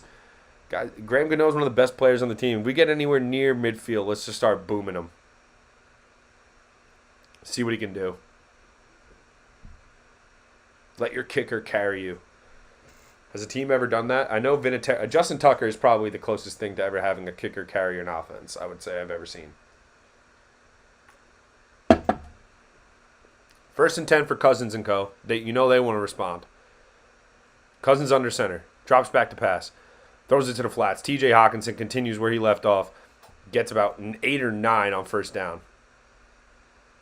There's just a matchup nightmare being dealt with by the Wink Martindale with the Hawkinson and Jefferson combination. Giants are going to have to force a turnover, get a pass rush, get home once or twice if they want to win this game. I mean, Minnesota is going to, if Kirk Cousins has time and they're able to just run this play action, he stays ahead of the chains, they're going to be just fine in this football game. Giants have to disrupt Kirk Cousins. Disrupt him. Create disruption. 2nd and 2. Cousins under center. Handoff is to Dalvin Cook. He gets about 7 or 8, and that's a 1st down for Minnesota. They cross their own 40. It's almost like when Minnesota gets a 2nd and 2 or a 3rd and 2, I'm confident they're going to convert. I'm just already ready for the next set of downs. Like, let's get a big play on 1st and 10 here. Let's get a disruptive play on 1st and 10. Get them behind the sticks. That's when they've been struggling in this game. When Cousins is operating at 2nd and 2, 2nd and 3 play action, it's just automatic for him. It's just easy pitch and catch. Play action on 1st down. Who can get a sack? They had him! They had him! Incomplete. Oh, they had a sack on Cousins. He just heaves it in the area of T.J. Hawkinson, and Julian Love was near the vicinity of the football. He could have had an interception. Looks like Hawkinson did just enough. It should have been offensive pass interference, if you ask me. He's holding him the whole way. It's a duck from Cousins. Dexter Lawrence almost had a big sack. That would have been huge.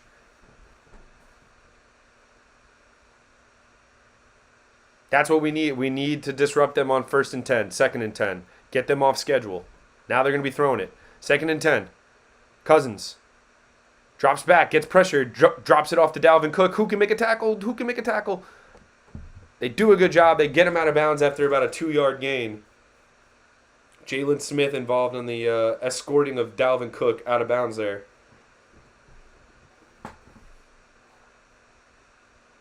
Landon Collins. That was not a good tackling display, my guy. That was not what you want to do that is not the tape they want to show kids how to tackle in open space. I'm not saying I played a ton of football, but whoa, that was bad. Head down, doing a DDTing yourself. Incomplete. Cousins drops back looking for Jefferson, gets pressure in his face and has to get rid of it quick. Throws it out of bounds. Pinnock down the chute on the blitz. Jason Pinnock is a capable blitzer. He's a good athlete. Blitzing out of the slot cornerback position. Really well disguised blitz there. Really well disguised. Cousins didn't see it. Had to get rid of that out route a little bit sooner than he wanted to, and he was less accurate because of that. There we go. 4th and 7. Wink Martindale is fired up. Vikings elect to punt and try to back the Giants up here. So it could be a big swing in the football game, ladies and gentlemen. Let this go into the end zone. Let this go into the end zone. No! Yes! The Vikings can't down it, and they scoop it into the end zone for a touchback. That could have easily been down at the 1. Instead, the Giants will have it at the 20. Number 83 on Minnesota could not hold on to it. The gunner there would have been a big hero if he could have downed that at the 1. He does not. And the Giants will have it at the 25 instead. That is a huge swing in field position right there. That's the type of stuff that coaches go crazy for right there. That's the type of stuff that coaches will be like, lose sleep over. We lost 30 yards of field position right there. All that guy had to do was down the ball at the 1. He did not. Obviously, it's easier than it looks. I mean, it's harder than it looks. You're running down there at full speed as fast as you possibly can, trying to make a play on the ball. And, footballs are hard to dive on. That's what we've learned throughout the years. Big drive coming up for Daniel Jones. Can you answer with more points? Can you continue to apply pressure on Kirk Cousins, who's starting to look a little bit perplexed, starting to look a little bit nervous? And the more you put Cousins in a nerve-wracking situation, that's when I want to. That's what I want to see. Uh-oh. We're going to have to mute this. Uh-oh. Sorry about that, folks. Just got an ad popping up. 22-0 Cincinnati. 31-7 Carolina. What is going on? Sam Darnold is blowing out the Detroit Lions, the red-hot Detroit Lions. I can't believe that. I really can't.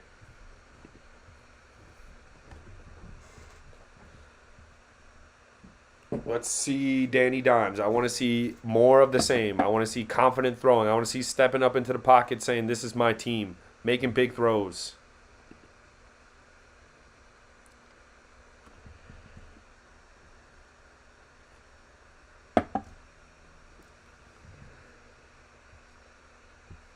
I'm like one more. If the Giants win this game because of Daniel Jones, I'm starting the absolute Daniel Jones hype train.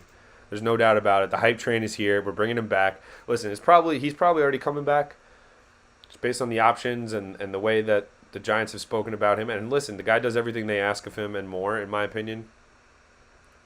Especially this year. He's taking care of the football, knock on wood. Please don't have a bad turnover in this game. Please don't have a bad turnover. A strip sack is not a bad turnover, by the way. Evan Neal is getting beat so quickly that Daniel Jones is stepping up in the pocket just quick enough. He has enough juice in his legs to step up and evade Danielle Hunter's arms. But Evan Neal's going to have to step up and stop getting speed rushed around the edge like this. Isaiah Hodgins had a huge game. 5 catches, 63 yards, and a touchdown. Saquon, 4.6 yards per carry, 46 yards total. Jones completes it quickly to Hodgins for about 4 or 5. I love the throwing on first down, man. Just love it. Keep them off balance. Keep Minnesota guessing. They're not a good defensive team in general. So when you have them, when they're not sure what you're going to do on first down, you're staying ahead of the stick. 2nd and 5. Duke Shelley, the cornerback for Minnesota. I have no idea who that is. I'm not going to pretend to be an expert on Duke Shelley. I'm a draft guy, but only to so much. Jones dumps it off to Barkley. Barkley gets the edge. Barkley on the outside. Nice solid gain on 2nd down. Easy first down for Saquon. Good play design. Get Saquon in space. He gets the edge, uses his speed. Could have been more, but he does do a good job getting a little extra after getting that first down. Yeah, you're just not Hicks. Jordan Hicks does a good job of getting Saquon's ankles there, or it could have been a lot more. Just barely, but that's a tough speed matchup for any linebacker in space. Saquon trying to get to the corner. 1st and 10. Giants cross their own 40 now. Jones, play action. Steps up all day to throw. He's getting chased from behind. He's just got to fall down. Smart decision. Falls forward, gets 4 or 5 on first down. Holds onto that football. That's what I like to see. All right, maybe he got 2 yards. Maybe I added another 2 yards there. 3 carries, 26 yards for Daniel Jones. He's running when he has to. He's making smart decisions. He's got 199 passing yards.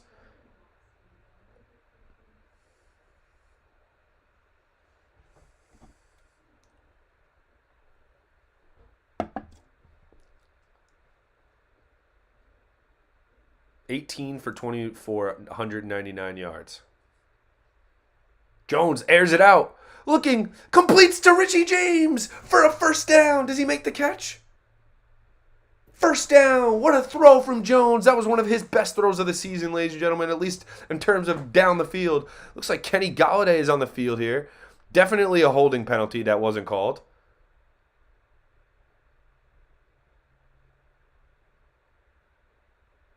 Definitely a catch.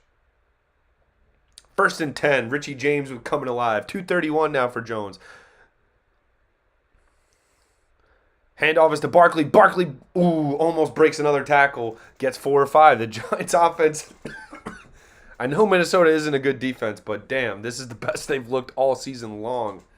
This is what I've been yearning to see from Daniel Jones. Just step into throws. This guy's open. Guy's getting schemed open down the field on first and second down. Just beautiful, beautiful offensive football so far. Knock on wood. No turnovers. No turnovers. No whammies, no whammies, no whammies. Shotgun. 2nd and 6. Daniel Jones. Oh, we have a false start. That's going to suck. It's a brutal false start.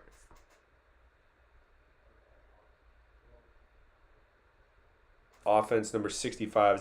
That's Nick Gates. That's the second penalty of the game. He had a holding early on. This is a false start. Tough call. Have to see it back, but definitely looked like the line moved early. So Daniel Jones again, 2nd and 11 this time. No turnovers.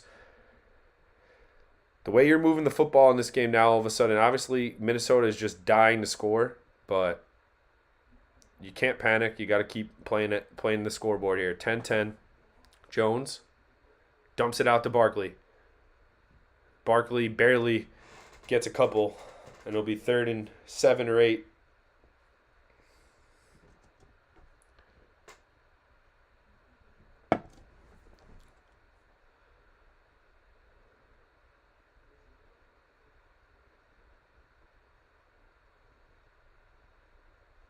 It's 3rd down. Patrick Peterson reminding us. Let's see what the Giants can cook up here on 3rd and 9. This would be a huge conversion. Huge, huge, huge conversion if they can get this. 3rd and 9. Daniel Bellinger comes in motion. 5 seconds on the play clock. Jones gets the snap. Drops back. Steps up. He's going to get sacked. Hold on to the ball, my guy. He gets sacked. Holds on to the ball. 4th down. Giants will kick it. It's Danielle Hunter.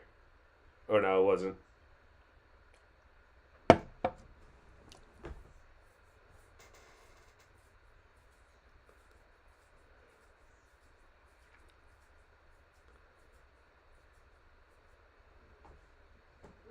Saquon putting his hand up as if he missed some pass block help there. That was just overwhelming.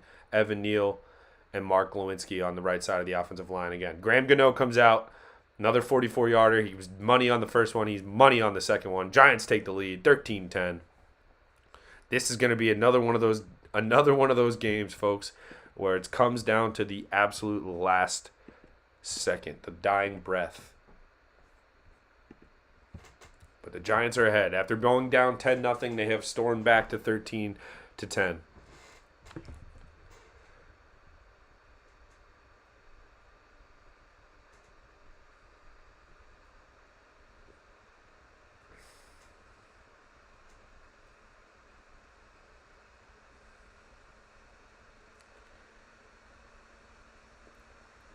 Evan Neal is just... Evan Neal is just not ready. Just not ready.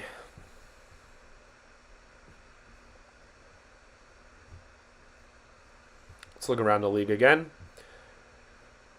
I mean, Jones, 20 of 26, 134 yards, and 1 touchdown.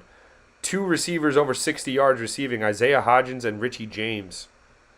Darius Slayton only has 2 catches for 39 yards. Saquon has 5 catches for 37 yards, so they're using him quite a bit in the backfield.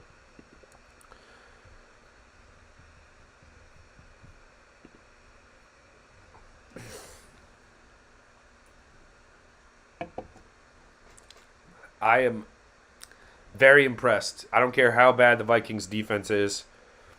I am very impressed. I mean, they have good pass rushing. They have a good defensive line as far as I see. Dalvin Tomlinson's a good football player. Danielle Hunter is a really good football player. Eric Kendricks is a good football player in the linebacker. Jordan Hicks is a decent football player as a linebacker. Like these are good players. Fabian Moreau's played all right. He's hung in there. Giants have 2 sacks in the day. Leonard Williams was credited with 1, and Azeez obviously had that one in the first half on 3rd down.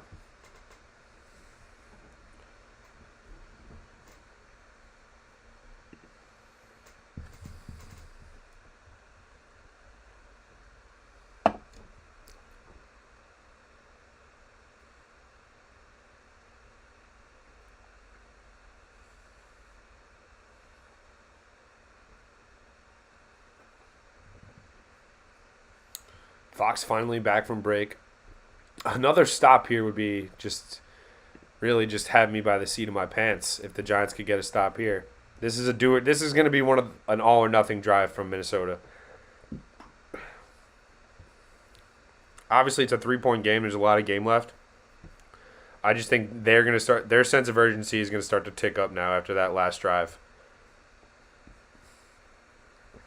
Dalvin Cook is getting 5.9 yards per carry. And again, some reason these teams just shy away from the run game against the Giants. They just shy away from it. The Panthers are blowing out the Lions. That's looking like a wrap. The Seahawks are getting blown out too. So if the Giants can somehow make this happen, we clinch playoff football today, ladies and gentlemen. I don't want to get ahead of myself. I just got the chills. I can't tell if it's like because it's 5 degrees outside or because of that electricity, that news. The Giants, who would have had the Panthers? Who would have had the Panthers losing beating the Lions today? If you did, congratulations. That's a great shout. 1st and 10 for Cousins. Hands off to Dalvin Cook. Kayvon Thibodeau makes the play after about a 4 or 5 yard gain. Looked like a hold on Kayvon there, but they didn't call it.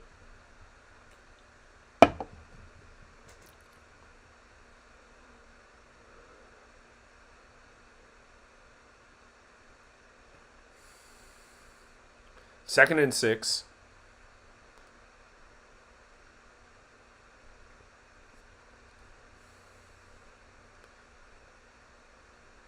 Cousins under center. They should keep hammering Dalvin Cook. They don't. They run a screen. Beautiful play call. Giants send a blitz. They run a tight end screen again. This time it's to the backup tight end, Munt. I don't know who that is. Not going to pretend like I know who that is. Munt. Number 86. Little chip block. Releases into space. That's gotten the Giants a few times today. Just over pursuit from the blitzers, from the defensive line, from all the rushers. Just over pursuit at times. But you know what? I'd rather the Giants be overly aggressive at times, because that's how you make plays, than just sit back and just let Cousins pick them apart. Under center this time, approaching midfield. Play action again from Cousins. Every single play is play action. It's picked off! The Giants get an interception! Cordell Flott, the rookie, let's go! Cousins throws a pick, the rookie jumps the route, and we get an interception. That is a big play. Let's go! Let's go!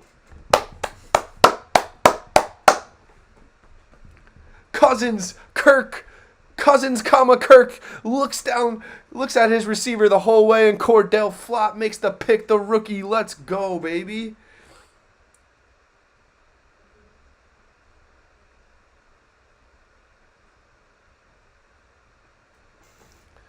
That was huge. Answer with a touchdown here, and we're absolutely cooking with diesel, gasoline, rocket fuel. All of the above. Clinch a playoff berth today on Christmas Eve, Giants. This could be... Listen, I'm not going to say it's a Christmas present, because probably 800 million other Giant fans have already said, give us a Christmas present. But you know what? It certainly would be. It certainly would be one that I would not have expected when I woke up this morning. You want to talk about surprises? Giants clinching a playoff berth. Somehow the Lions getting blown out by Carolina. Somehow the Seahawks... I mean, listen, the Chiefs were always favored against the Seahawks, but you didn't think they were going to get handled like this. You thought the Seahawks would at least treat this game like their lives were on the line. They're losing 17-3 right now in Kansas City. This is huge. This is huge. Cordell Flott, the rookie, makes a pick. Cousins staring down Adam Thielen. The rookie jumps the route. Hell of a play.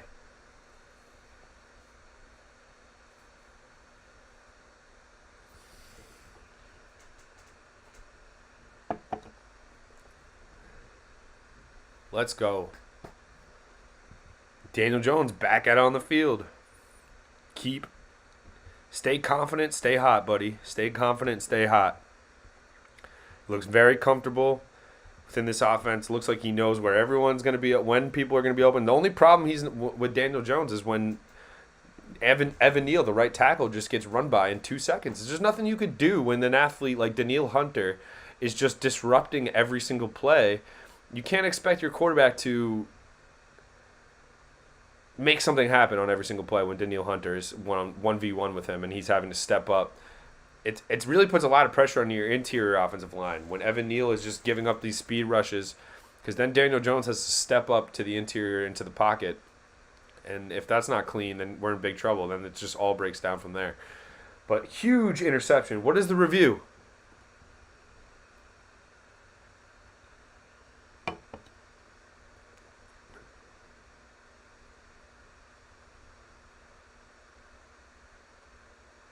That's a catch. If they overturn this, I'll kill myself.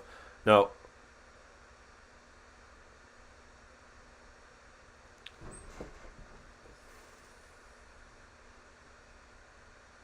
That might have hit the ground, dog.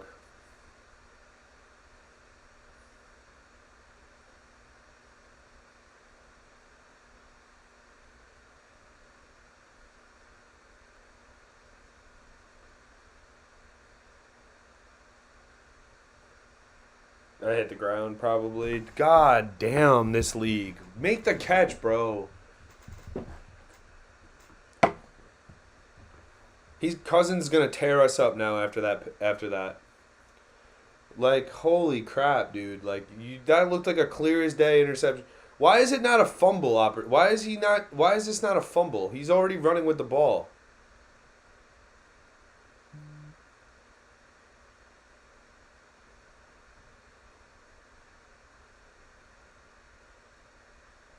Incomplete. Jesus Christ.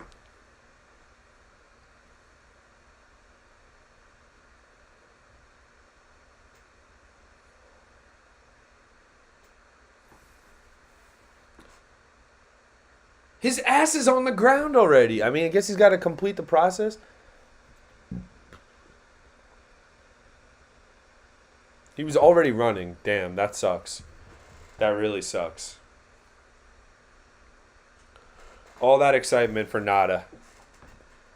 3 minutes remaining. 2nd and 10. Cousins gets another bite at the cherry. This time they just hand it off to Dalvin Cook. He's keeping his legs moving, but he gets dragged down after a 2-yard gain. Leonard Williams gets the first contact. There's a flag on the play. Probably will be on the Giants because NFL rigged at this point.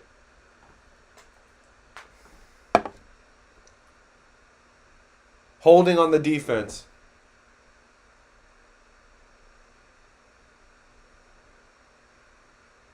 Dude, the referees suck.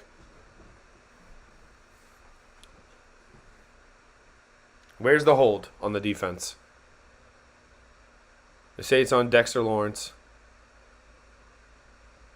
What? Leonard Williams is hurt. He's off the field. What are you talking about? Dude, where's the hold on that play? That's a makeup call. Big play made by Fabian Moreau on Justin Jefferson in the backfield. What a play. They try to run a screen for Justin Jefferson. I've seen him run that a million times. And Fabian Moreau gets his ankles, gets him right at the line of scrimmage. Maybe he gets a yard there. Leonard Williams is going back to the blue medical tent. That's not good. Jesus is being born tomorrow, but he's also working with the referees right now to keep the Vikings alive. Let's go.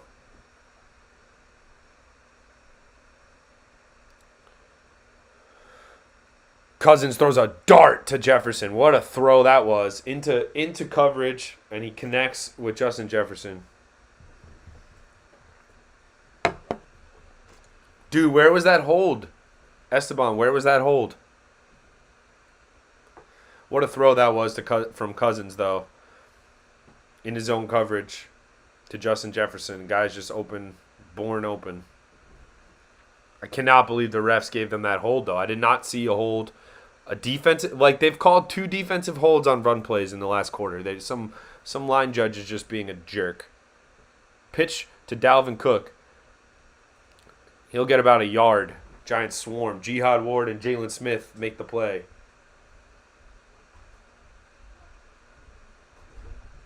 Second and 9.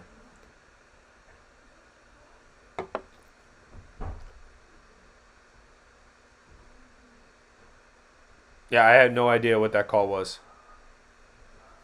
Second and 9. 50 seconds remaining in the third. In the third quarter. Yes.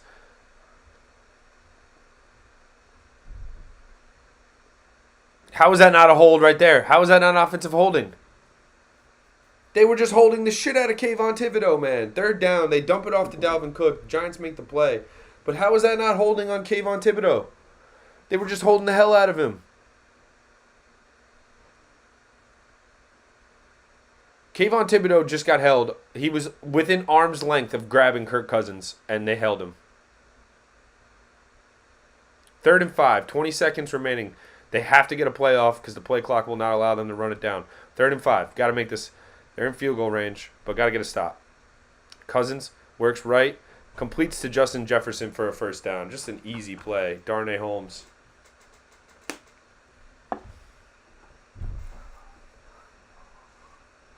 Trying to chase down Justin Jefferson in the flat. They just wanted to get the 3 or 4 yards, whatever they did. Jefferson does just enough.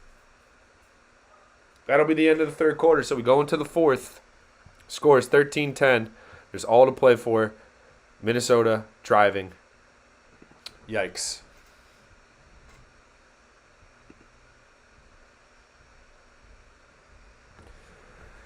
Yeah, Esteban, I mean, listen, we got the benefit of some refs calls last week. I mean, the end of the game, we definitely would have wanted that pass interference. I'm not going to lie. But this week, the refs are so bad in all sports, man. The NBA last night, watching the Knicks game, Mitchell Robinson gets a clean block, like as clean a block as you'll ever see in your life. They get called for a foul, and then they end up losing the game by a point.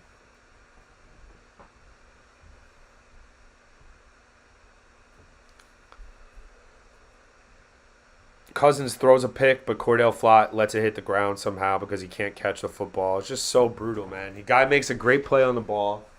Guy makes it a great play on the ball.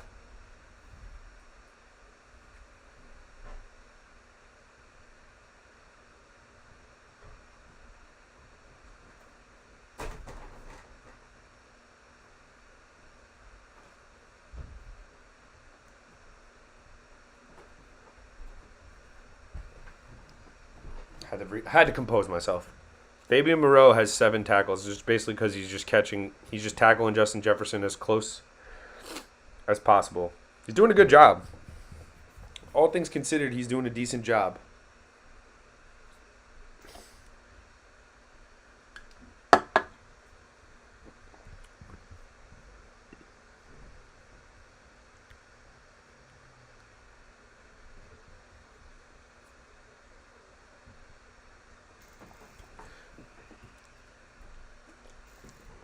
I'm just going to say, I don't know how many calls. Like, the Giants are not getting any calls in this game. They're going to have to go out and win it.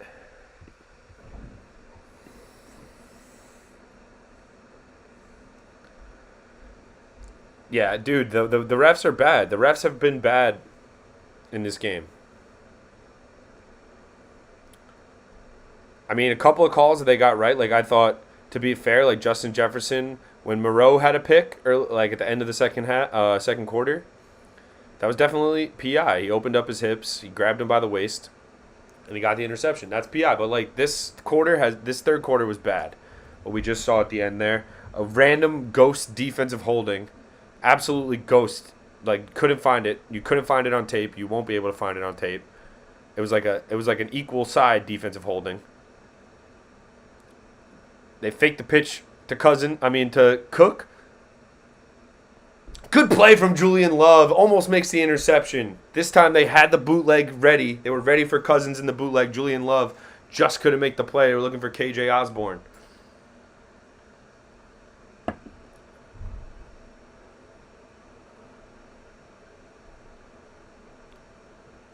Almost a pick from Julian Love. That would have been huge. They go quick. 2nd and 10. Cousins completes to Hockenson for 5 yards. They got Landon Collins guarding TJ Hockenson now, which I think is probably the best idea they can possibly do. It's the best combination of size and coverage ability that we have probably, and that's not really a good thing considering we just signed him this week off the practice squad. 3rd and 5, huge 3rd and 5 here. Minnesota's only 2 for 7 on 3rd down. We got to get off the field here somehow, some way, force them to kick it.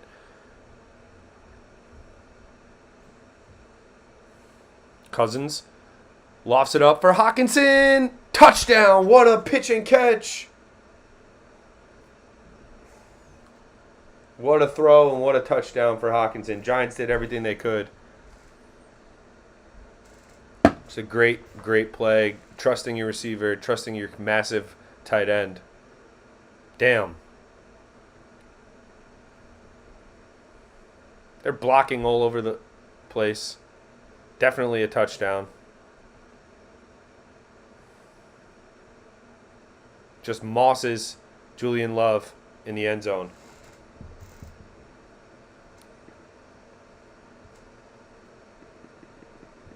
So we put the 6 on the board. That's tough. 2 touchdowns on the day for TJ Hockenson.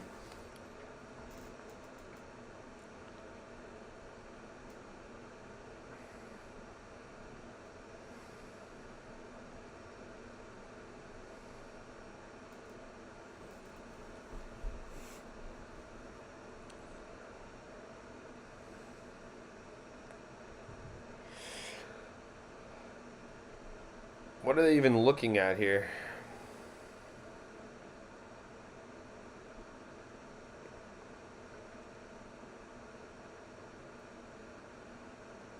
Touchdown. 16-13. 14-12 remaining. Definitely tough. The referee's not doing us any favors on that drive. We're going to have to respond. I mean, listen, you only scored 13 points. You can't expect to win.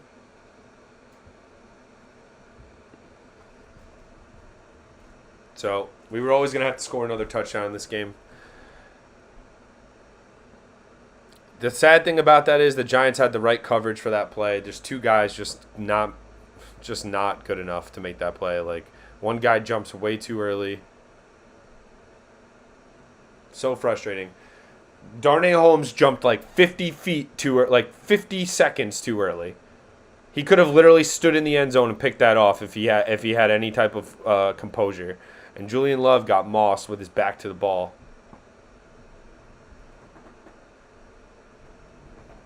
17-13. A lot of game left. 14 minutes remaining. That was a big drive.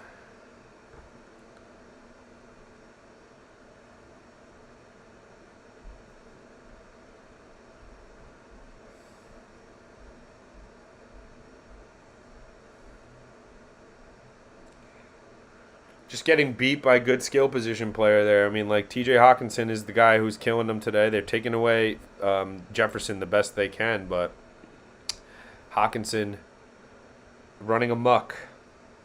2 touchdowns, 92 yards, 10 catches for TJ Hockenson.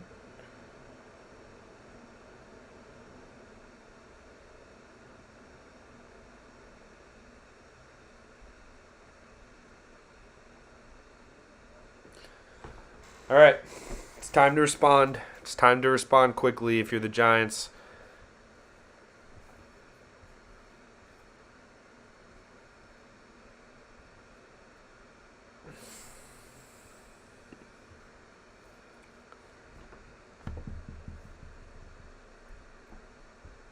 Offense has been fine. They just got to finish with more touchdowns.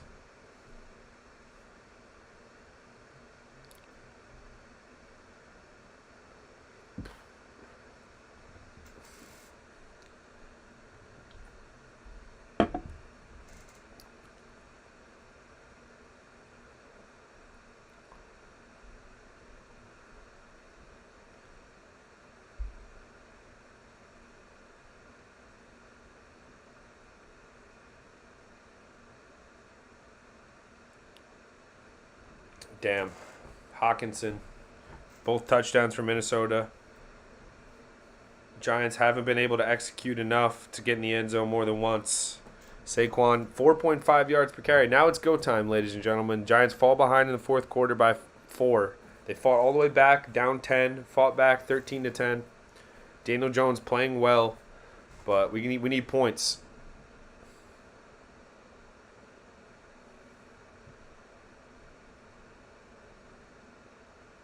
The kick goes through the back of the end zone for a touchback. Giants always play close games, and this is no different at this point in the game. We gotta score. We gotta score a touchdown at least, get a field goal, and make this close can be. Giving the ball back to Minnesota. Come on. Somebody make a play. Saquon, this is your time. Daniel Jones, hold on to the football when you're running with it, because you might have to run with it a little bit on this drive. 1st and 10 for the Giants offense. Daniel Jones back out there in the shotgun. Saquon to his right.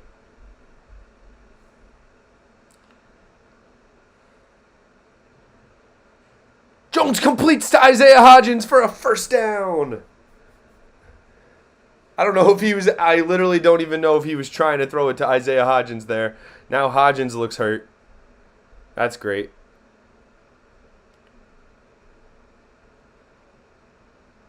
Yeah, it definitely was trying to throw it to Hodgins there.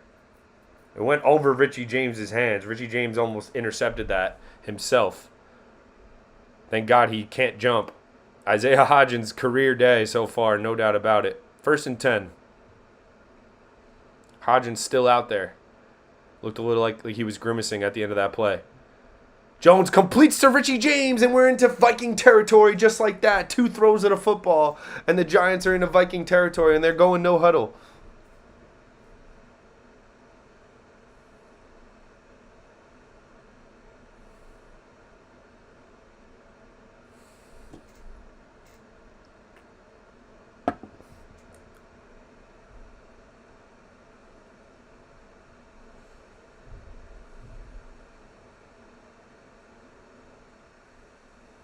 Gets it out of his hands quick. Gets it out to Richie James, who gets wrapped up.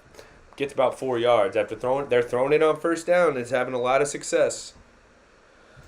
That's what a lot of people in the analytics world, a lot of Giants fans, smart Giants fans out there have been saying. They need to start throwing it on first down, becoming less predictable, lightening the box for Saquon on 2nd down.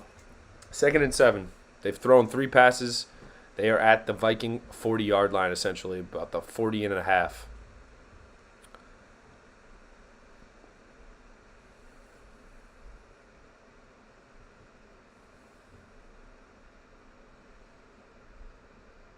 Jones gets rid of it.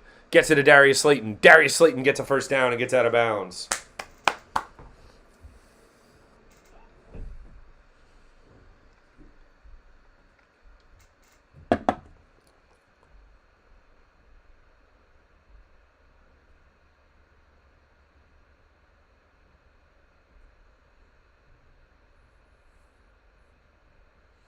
Completes it for a first down, and we are at the 33. I'm sorry, ladies and gentlemen. I'm just taking a second to process this. This offense is moving very quickly. Jones, play action. Looking. Throws. Picked off! Oh, it's picked off by Patrick Peterson, and there it is. There's the interception. Damn. Bad interception from Jones. Peterson runs right through the route.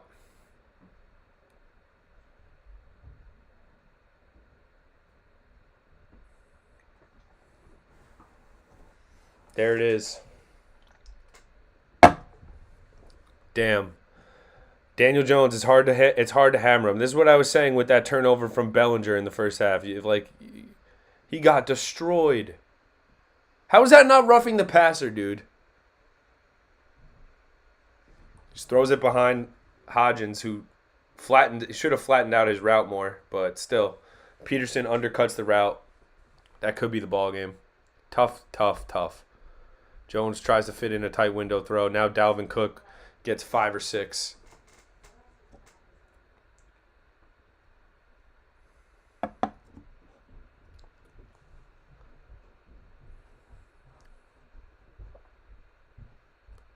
Damn.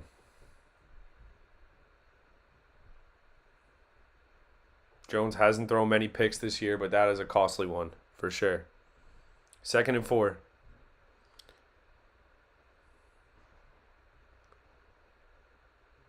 Handoff to Dalvin. Oh, no, to Alexander Madison. He stumbles forward for a big gain. And now the Giants' run defense will get called upon. Looks like Leonard Williams is out.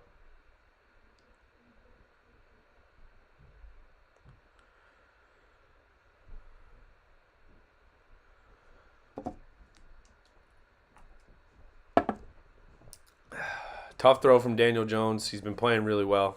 Hard to destroy him. But yeah, bad throw in a bad spot. Cousins gets rid of it quick, gets knocked down at the line of scrimmage. It'll be 2nd and 10. Giants brought a lot of heat there. He knew he had to get rid of it. Jihad Ward gets his hand on it. Who wants to make a play for the Giants? We're acting like a 4-point game is the end of the world. Defense, our defense gets paid too. Make a play. Somebody make a play. I mean, this is the thing. Daniel Jones, I know he's not, he's got to be able to throw one pick, man, before the game ends and everyone says he sucks. One pick is the end of the world.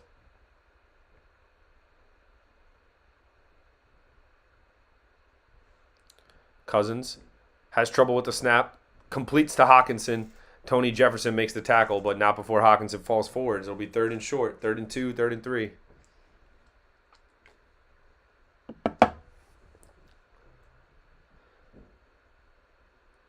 Giants have the highest blitz percentage in the league this year. That's Wink Martindale's staple. He knows how to bring the heat, likes to bring the heat. 3rd and 3.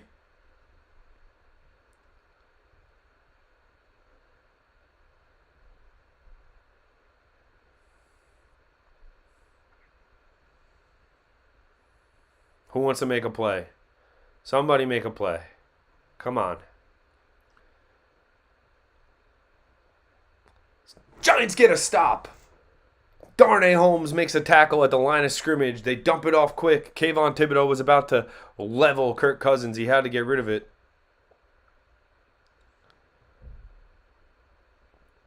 And Darnay Holmes makes a play on the football. This might be a situation where do the Vikings go for it? They try to back us up. Looks like they're going for it. 4th and 2. This is a huge play. Huge play. 2 seconds on the play clock. Is Cousins even going to get this off? They're going to take a timeout.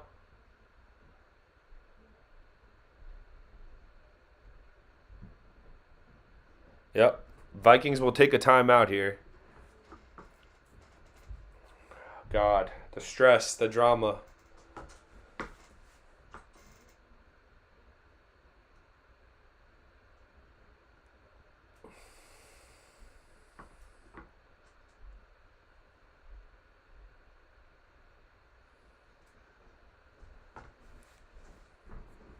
I'm not going to throw Daniel Jones out the window for one interception.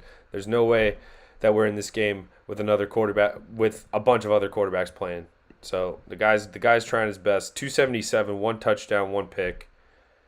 Cousins should have a pick too if Cordell Flott knew how to catch. 4th and 2. This is it. This is a huge game. I mean, huge play. Cousins snaps it. Looking down the field. Incomplete! The Giants make a play on the football and we're alive. We are alive. Darnay Holmes, good coverage down the field. What a terrible decision from Kirk Cousins on 4th and 2. I don't care what you what is that play call? They're going all the way down the field to Justin Jefferson. Darnay Holmes gets in the vicinity, knocks it out of bounds, and we are alive with 8:55 remaining. The Giants will get it back near midfield. Good field position after the 4th and 2 decision. I'm going to have to use the bathroom one more time. So we will be back in less than 2 minutes for the rest of the game. 4th quarter, Daniel Jones, can he atone for his sin? It was a bad throw. I understand. Everyone's going to kill him for that throw. Blah, blah, blah, blah, blah, blah. It was one bad throw. Every other quarterback is allowed to make one bad throw, and his team could still win. Come back and win the game. We do not care about the result of that pick. All right, so be right back.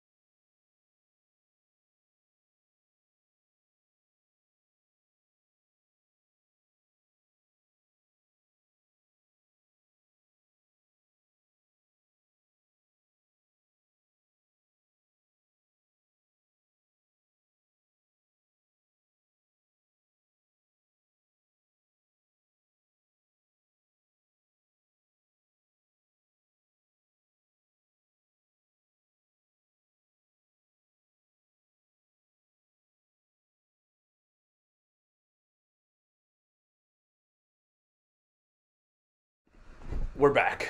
8:55 remaining. 17-13. First and 10. 8. Here we go. They just added time and then took it away from the clock, so I just almost said it again. Jones in the shotgun. Barkley to his left. Just dumps it off to Saquon. Minnesota swarms. He breaks a tackle. Saquon gets 6 or 7. That is a huge play that only Saquon Barkley can make, ladies and gentlemen. Like, he catches the ball behind him there. He's got 2 guys all around him. They have it scouted, ready to throw to Saquon. Darnay Holmes made a great play, by the way. He atones from his sins, in my opinion, from the T.J. Hockenson touchdown. We got to go out there and score. We got to score more than 13 against Minnesota. I know we've been moving the ball well, but can we go out there and score, punch it in?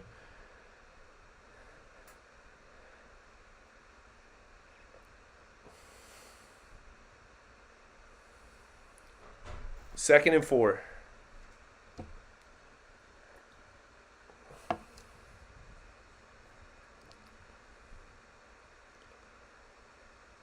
Looks like we have an injury timeout or an injury from Minnesota.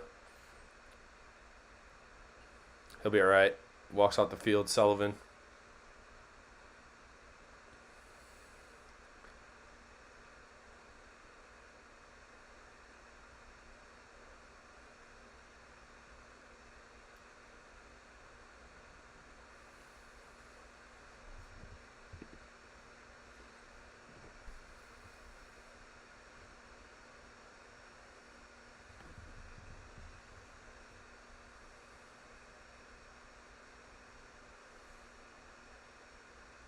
Second and 4 after the injury. Jones hands off to Barkley. Barkley explodes forward for a first down. And we're into Minnesota territory once again. Run the football here. Run the football.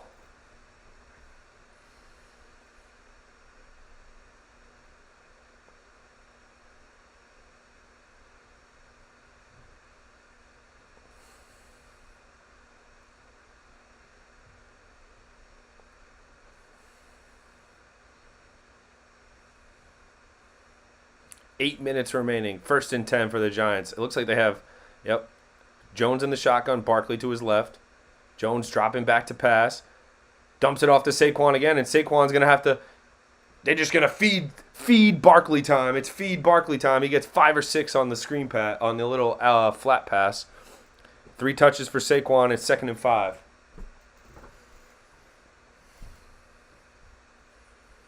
Make sure you guys hit that like button and subscribe. If you're watching the VOD, if you're watching me sweat it out the day after on Christmas, even Monday, after the family settles, after the holidays settle, I appreciate you. Make sure you subscribe to the channel. More content coming in 2023, all different types of stuff, I promise.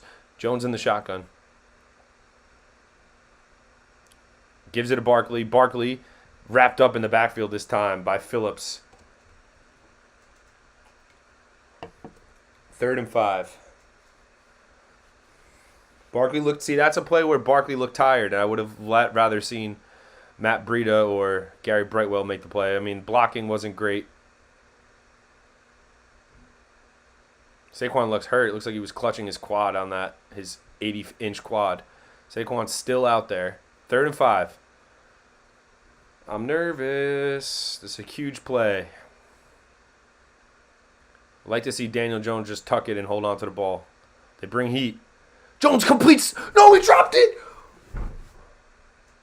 How did he drop it? Oh, my God. How did he drop it?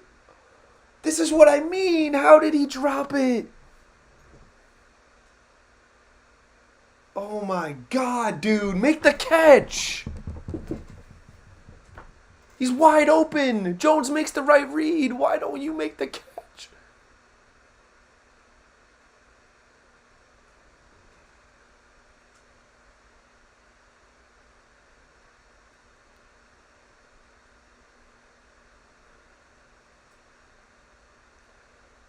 55-yarder for Graham Gano is up, and it is good. That is a bomb from Graham Gano, and we have a 1-point game.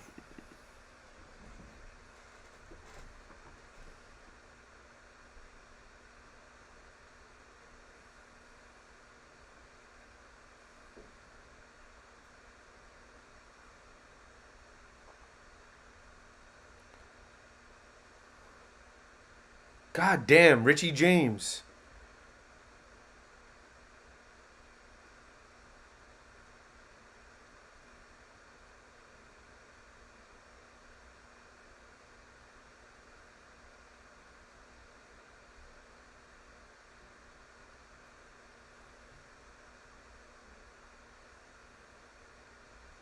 Vince Papale is better than Richie James. He's the worst slot receiver in the NFL.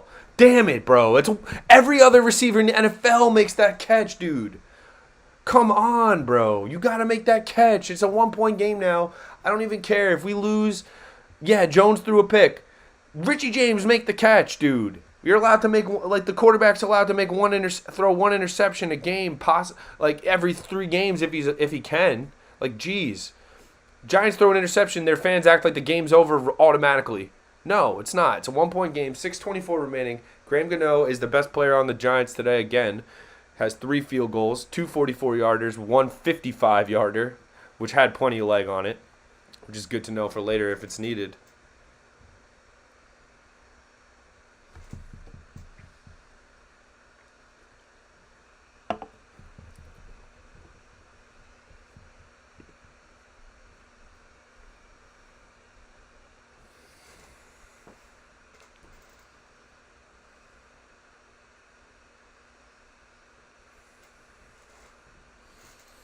First and 10, huge defensive possession here. You know they're going to try to run the football. Dalvin Cook, wrapped up by Dexter Lawrence behind the line of scrimmage. Big play from Dexter Lawrence. He's been huge today. He's a huge human being. He's been huge on the field.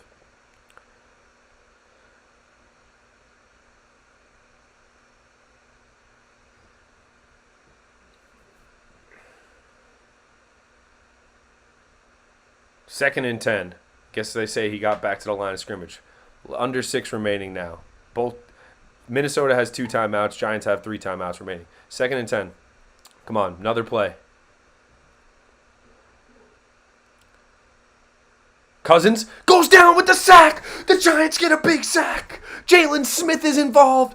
Leonard Williams is involved, who's back out there. It's a huge play on second down. Let's go, baby. Let's go. Come on, boys. Come on. We're so close. 3rd and 17.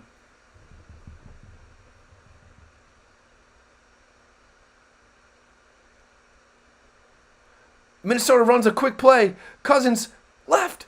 Hawkinson gets leveled by Julian Love short of the first down, and Minnesota will have to punt. Let's go. The defense comes up huge and force a 3 and out. I dare you to go for it, Kevin O'Connell. I double dog dare you. TJ Hawkinson, that monster, huge human being, lands on his neck there because Julian Love undercut him, but he had to jump up to make that play. 4th and 8, you're not going for it in your own territory. Giants get a stop. Another chance. 4:50 remaining. A 4-minute drill for a nice Graham Gano field goal, and we win this game, boys. Let's go. They only have 2 timeouts remaining. There is the 2-minute warning to stop the clock as well. It's a big punt here. Big punt. Richie James fields the punt. Guy you want fielding the punt, running around like a little idiot, and goes down at the 25. I just am done with Richie James. I am done with Richie James holding the football for the Giants. He has just proven too many times he's not reliable in key situations for a good team. If we upgrade the slot receiver, Sterling Shepard makes that catch and gets 20 yards. That's the thing. Like, any other receiver makes that play, makes it a big play.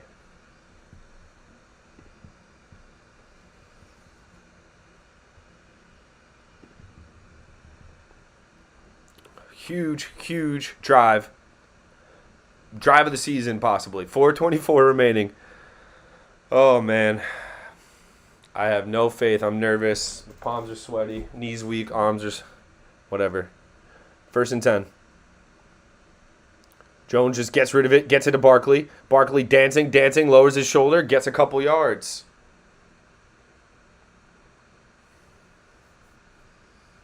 They say he goes out of bounds.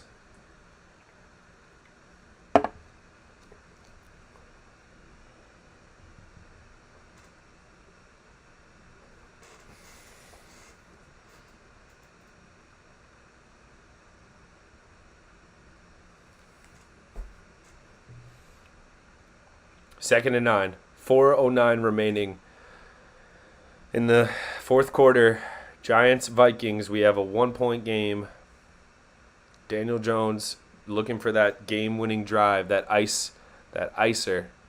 icer. Let's see what he can do.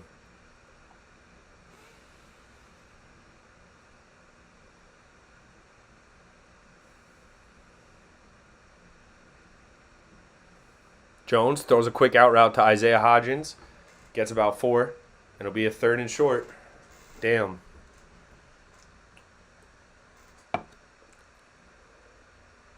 Third and 4. Just a huge play. All these third downs are huge, critical, monstrous, devastating at this point, especially backed up in your own end. You can't give them the ball back in this area. It's costing you the game. 3rd and 4. You have to punt if you don't convert.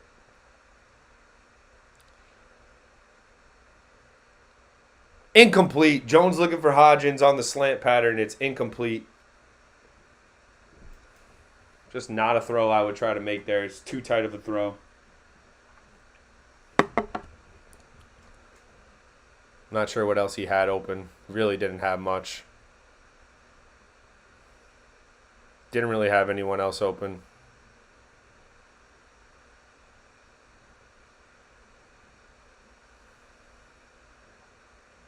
Giants will punt. Still have the 2-minute warning and all 3 timeouts. It's blocked! The punt is blocked! That's game. They're going to lose it on a punt block.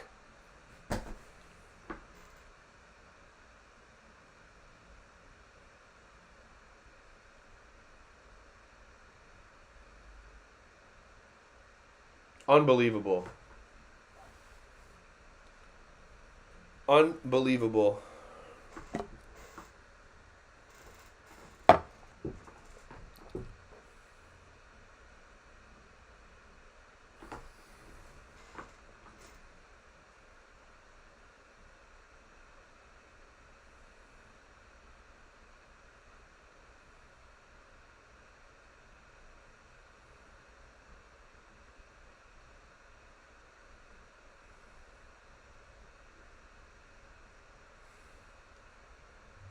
Unbelievable.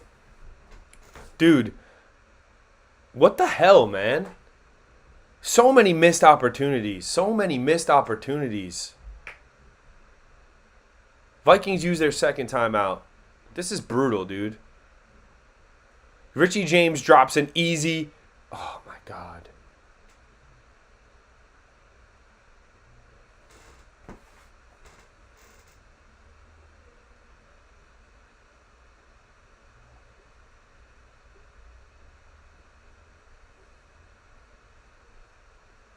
And we give up a punt block on a must punt.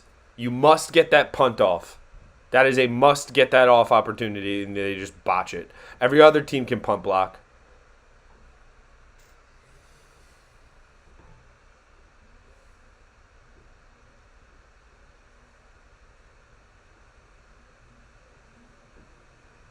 Handoff to Dalvin Cook. He gets tackled for about a 5-yard gain.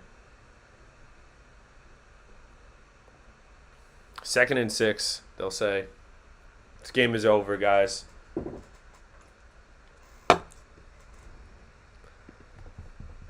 Just so many missed opportunities, so many plays that were left on the field. The receivers suck.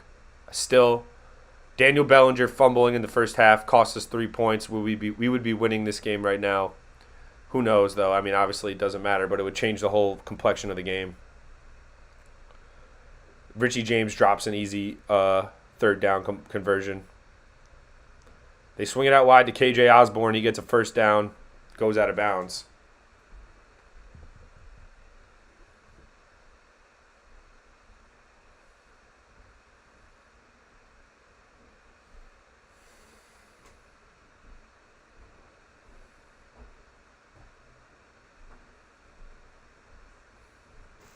Devastating.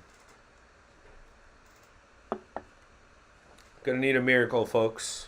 A Christmas miracle. 3:14 remaining because KJ Osborne is dumb and got out of bounds.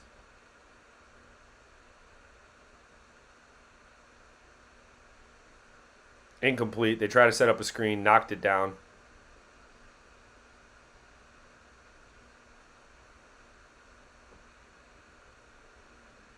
Esteban, who needed? The Giants needed to burn clock and slowly drive? Yeah, they did, but they have too many, like, first of all, I love Saquon, but Yeah, have to force a field goal or a turnover here. The good news is about that punt block is it's almost like the Vikings don't have enough field to kill clock, if that makes sense. They don't have enough fields, so they're going to have to kick it if you don't get off the field or score if they score a touchdown. What a play! Landon Collins absolutely speared Justin Jefferson, and it'll be third down.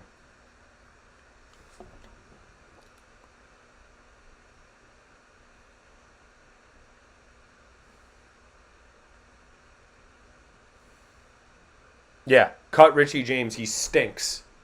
He looks like a fifth grader trying to play receiver in the NFL. I'm done with Richie James. Make sure you guys hit that like button if you're just popping in for a second. I'm going crazy on Christmas Eve, watching Giants football every single week.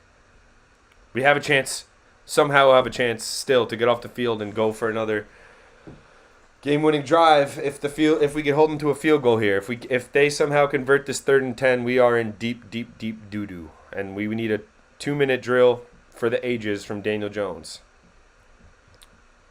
And just this is why we don't throw the ball that often, because there's too many receiver issues. There's too many guys that can make mistakes when you throw the ball that much. Pass blocking, quarterback, receiver, everyone can make a mistake.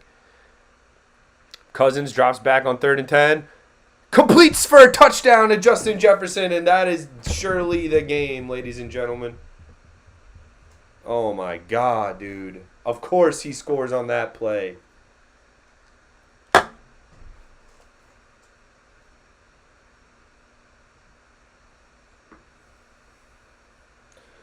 Well, it's not over, technically.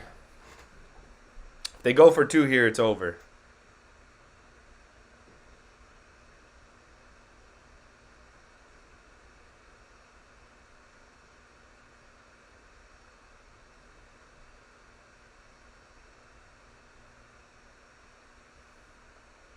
Extra point is up, and it is good. So the Giants will need to go the length of the field, most likely, 75 yards.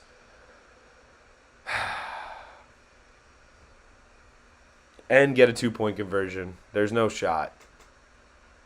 All of a sudden, Justin Jefferson gets loose.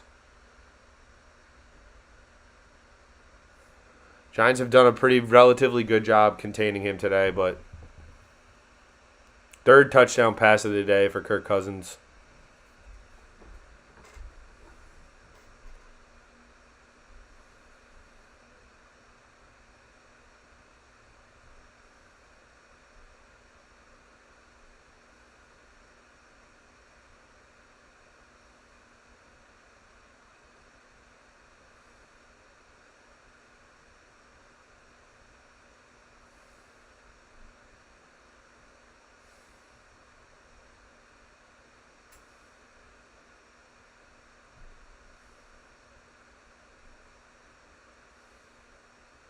I am struggling for words, guys. They fought so hard. Let me add the points for Minnesota to make it relevant. The kickoff goes through the back of the end zone for a touchback. It's 24-16, Minnesota. 3 minutes remaining. The Giants do have 2 timeouts and a 2-minute warning. If they were ever going to make a miracle happen on Christmas, I would appreciate it. I'm standing up for a second.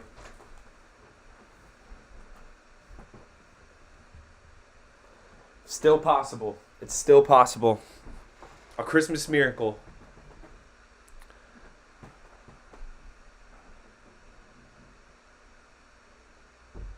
(24-16). Jones drops back.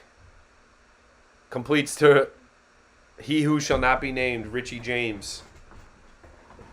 For a first, but not a first. Gets 5 yards.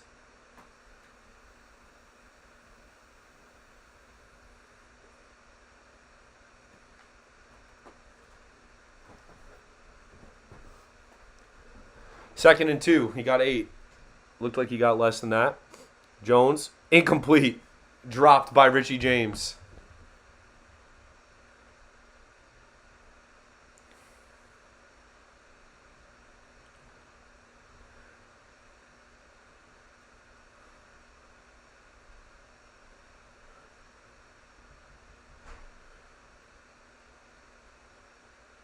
Richie James is just an absolute drop fest. He stinks. He stinks. He's the worst receiver the Giants have ever had, Richie James. 3rd and 2.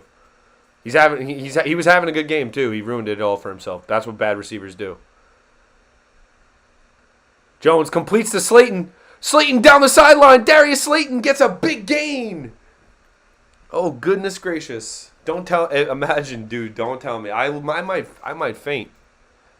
I might faint if they were to score a touchdown and a 2-point conversion. I would faint.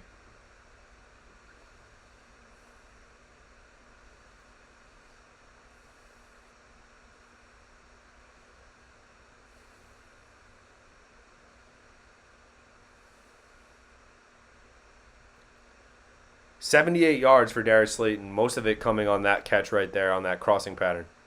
1st and 10, Giants at the Viking 35 now. Jones just throws it at incomplete near Saquon Barkley.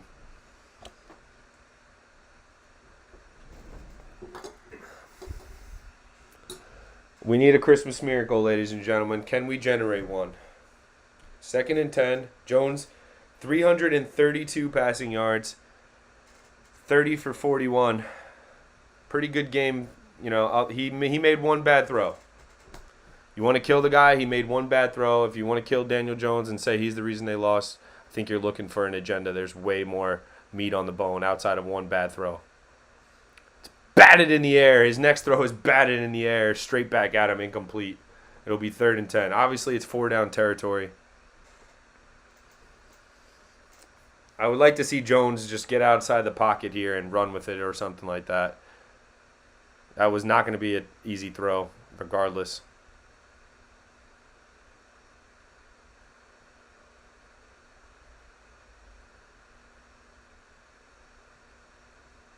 Third and 10. It's 4-down territory. You need a touchdown and a 2-point conversion.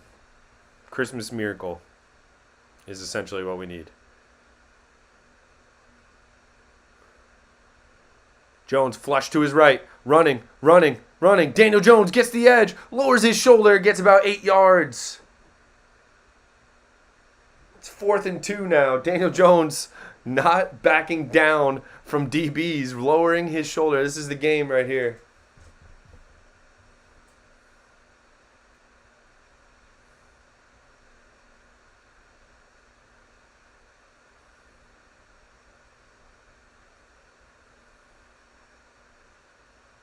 Daniel Jones not scared. I love to see that. 4th and 2. Come on. Come on. Come on. Barkley up the middle. Barkley brings a tackle. Saquon's in the end zone. Let's go. Let's go. Too much time left. We still need a 2-point conversion. Oh my goodness gracious. Saquon breaks a tackle and gets in the end zone. We've been waiting for that all game long. Let's go. The miracle. The miracle's in motion.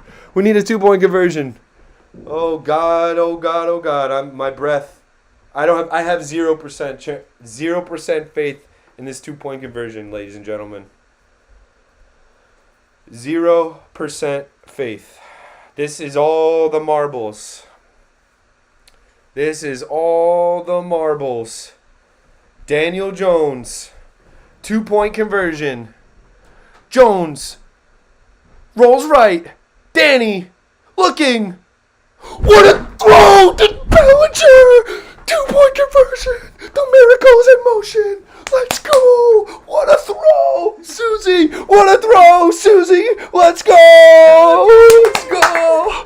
What a throw. All of it on the line. He floats it. The little floater. Oh, my God. The blood is rushing to my head. It's at an ridiculous level.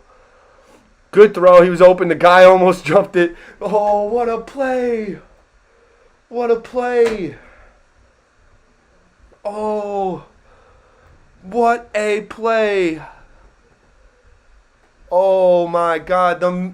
The Christmas miracle. We're fighting Danny Dimes. You give Danny Dimes some time. We give Cousins too much time, let's be honest. We gave Cousins way too much time. Danny's pumped. If Danny's pumped, I'm pumped. That's all you need to know. Hell of a day from Daniel. That's what a damn Daniel. Back at it again with the 2-point conversion. Let's go.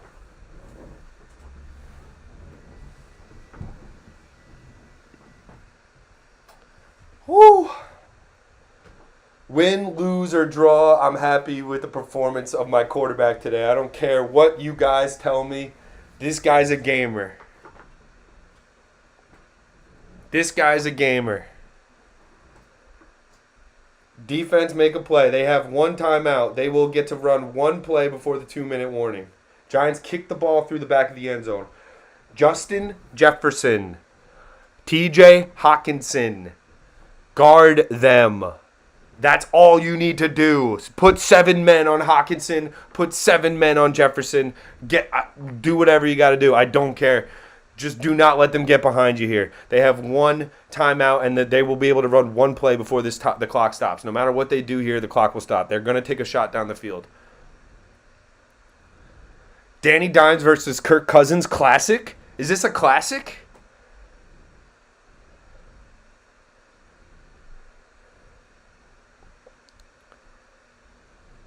Update the score. Good shout, James. Good shout. Cousins. Incomplete. Looking for Jefferson. He missed him. Incomplete. 2nd and 10.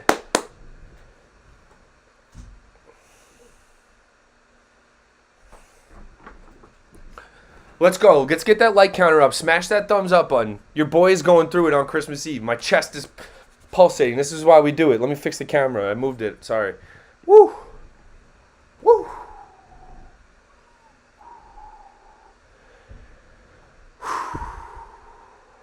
Oh my goodness gracious.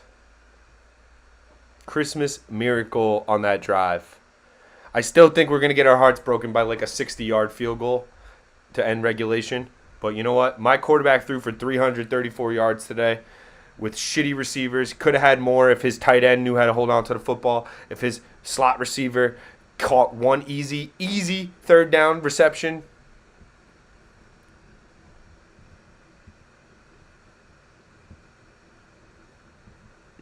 Come on. Smash that thumbs up. Smash that like button. This is why we do it. This is why we breathe. This is why we sports. Let's go. This is why we watch every Giants game since we were a wee lad for moments like this. A moment like this. That was Daniel Jones' moment like this. That was his Kelly Clarkson winning American Idol. Just singing. Just the coming out party. Everyone, I have arrived. That was Daniel Jones on that last drive. Let's go. Get this 4 and out and drive it, Esteban says.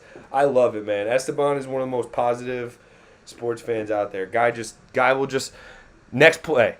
The guy's just a next play type of dude. He'll see some trash, and then he'll just get next play. Kevin, am I wrong? What more do you need to see? Are you not entertained by Daniel Darts or Daniel Dimes? Either one. He threw one bad pass today. One bad pass. Patrick Peterson, I'm sorry, buddy, you got torched the rest of the game against XFL receivers. The Giants draft a receiver. We need to trade up for a receiver. Let's be honest. We need to trade up for the best receiver in the draft.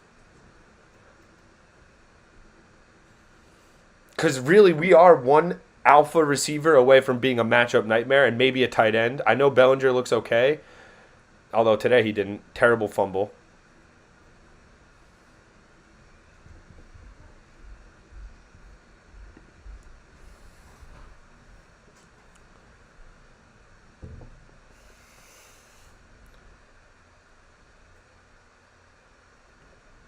What a drive.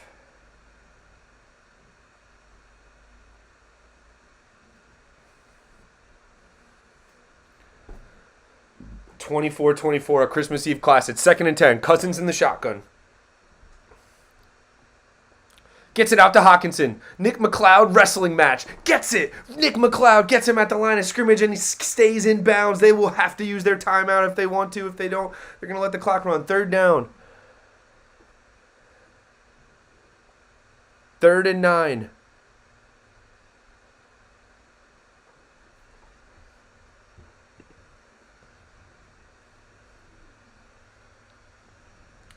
Daniel Jones has not played with a great receiver in his entire life. In college, in the pros.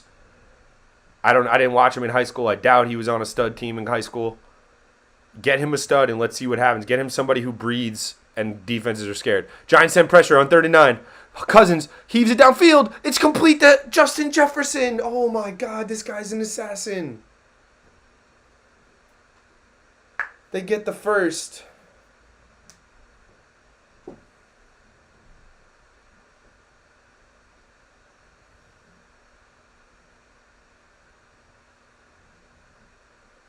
Oh, man. 48 seconds remaining. Clock continues to tick. Vikings hold on to their one timeout.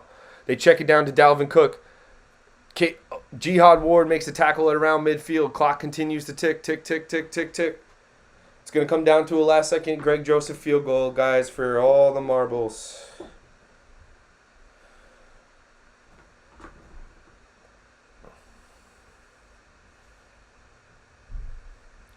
Giants get a sack! They get a sack! Let's go! That's a huge sack from Landon Collins. If you guys don't know, go back and watch all my videos. Every one of my videos, I'm wearing a Landon Collins jersey except for today. And you know what? Because we rocked out the blue, maybe that's why he's performing. We didn't put the pressure on him. They used their final timeout. It's 3rd and 11 with 17 seconds left, and they lose a ton of field position on that.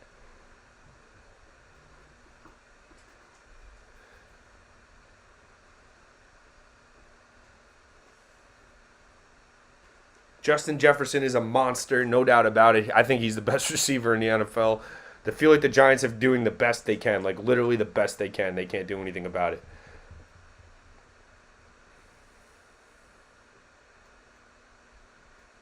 Third and 11, 19 seconds remaining.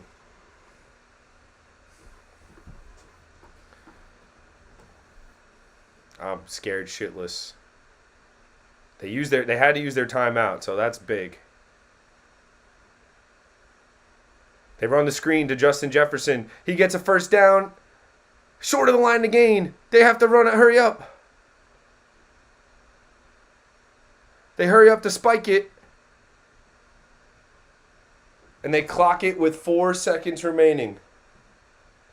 This will be a bomb if they decide to kick it.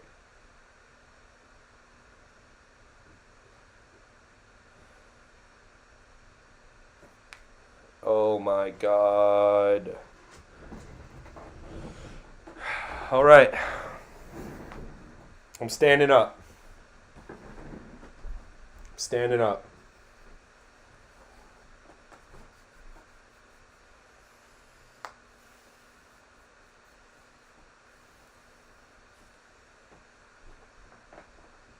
A 61-yard field goal attempt. If this goes in, Jesus was not a Giant fan.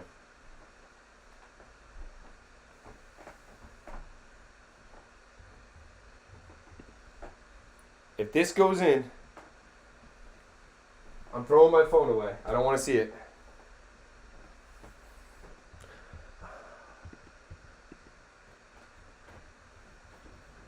$61-yarder from Greg Joseph. Come on. Miss it, bro. You don't need this as bad as we need this, Minnesota. You don't. You don't. Make sure you guys hit that like button. I'm literally shaking in my boots here. Like, imagine if I was about to kick this thing. Here we go.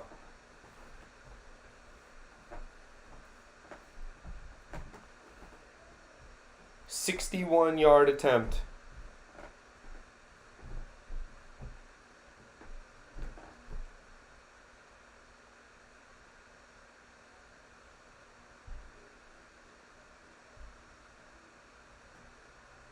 He made it.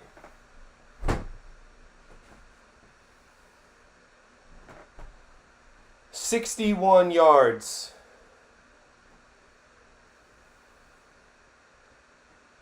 $61 yards, dude.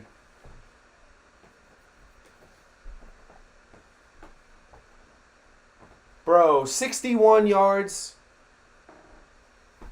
I would rather that have been 20.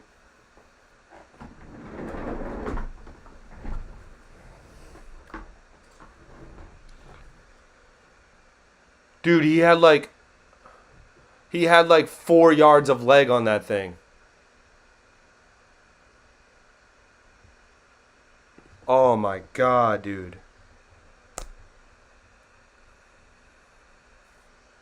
That is a brutal loss. That is a brutal, brutal loss. You can't. Oh my God! You can't make this up. You can't make this up.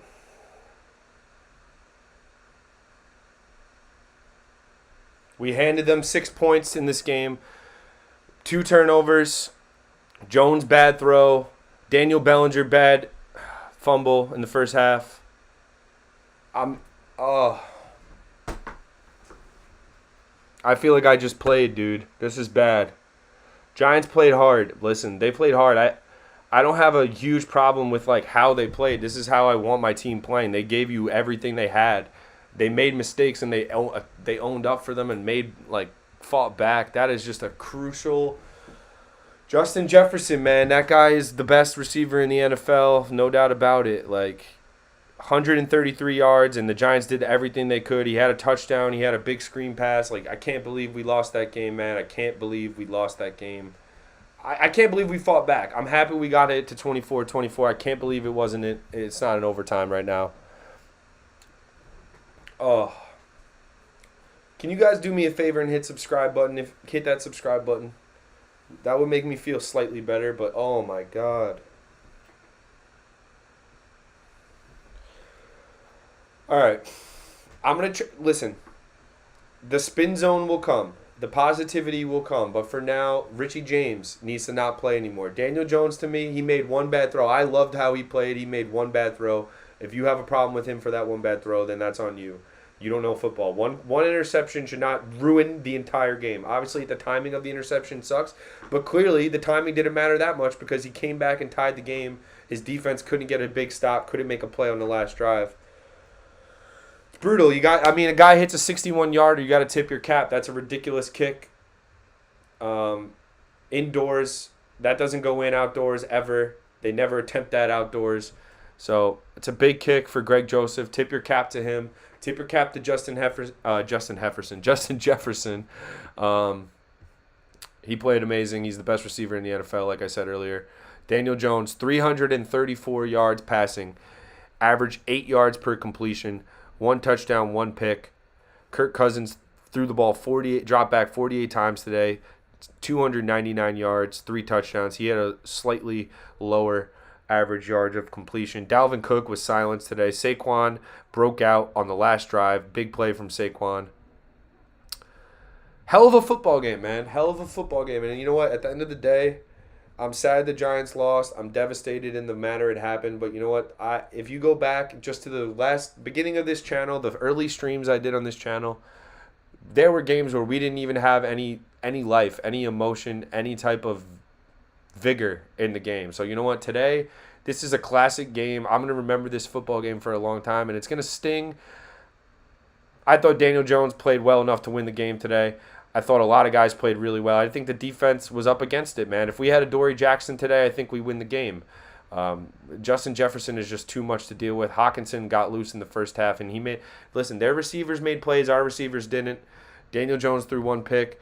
Daniel Bellinger fumbled. The Daniels had a turnover each, but Daniel Jones was really good. I'm on Team Jones for the remainder of the year and into next year. He better be a Giant. All that being said, I'm going to end the stream there. I want everyone to have a Merry Christmas, a Happy Holidays, a Happy New Year. I'm going to adjust the score right before so we stay on track. But tough loss for the G-Men. Hopefully they fight back next week, and the Giants will be playing. I'll be back. I'll be back doing a stream on New Year's Day. I believe they're playing the Indianapolis Colts. So that's a winnable game. This one will sting, and this one will be sore for a while. But you know what? We come back. We get it going. If anything, the offense looked better today than they have in years past, in weeks past. So keep your head up, Giant fans. Tough loss. I appreciate everyone who joined me. Make sure you subscribe, like the channel. All this new stuff's coming in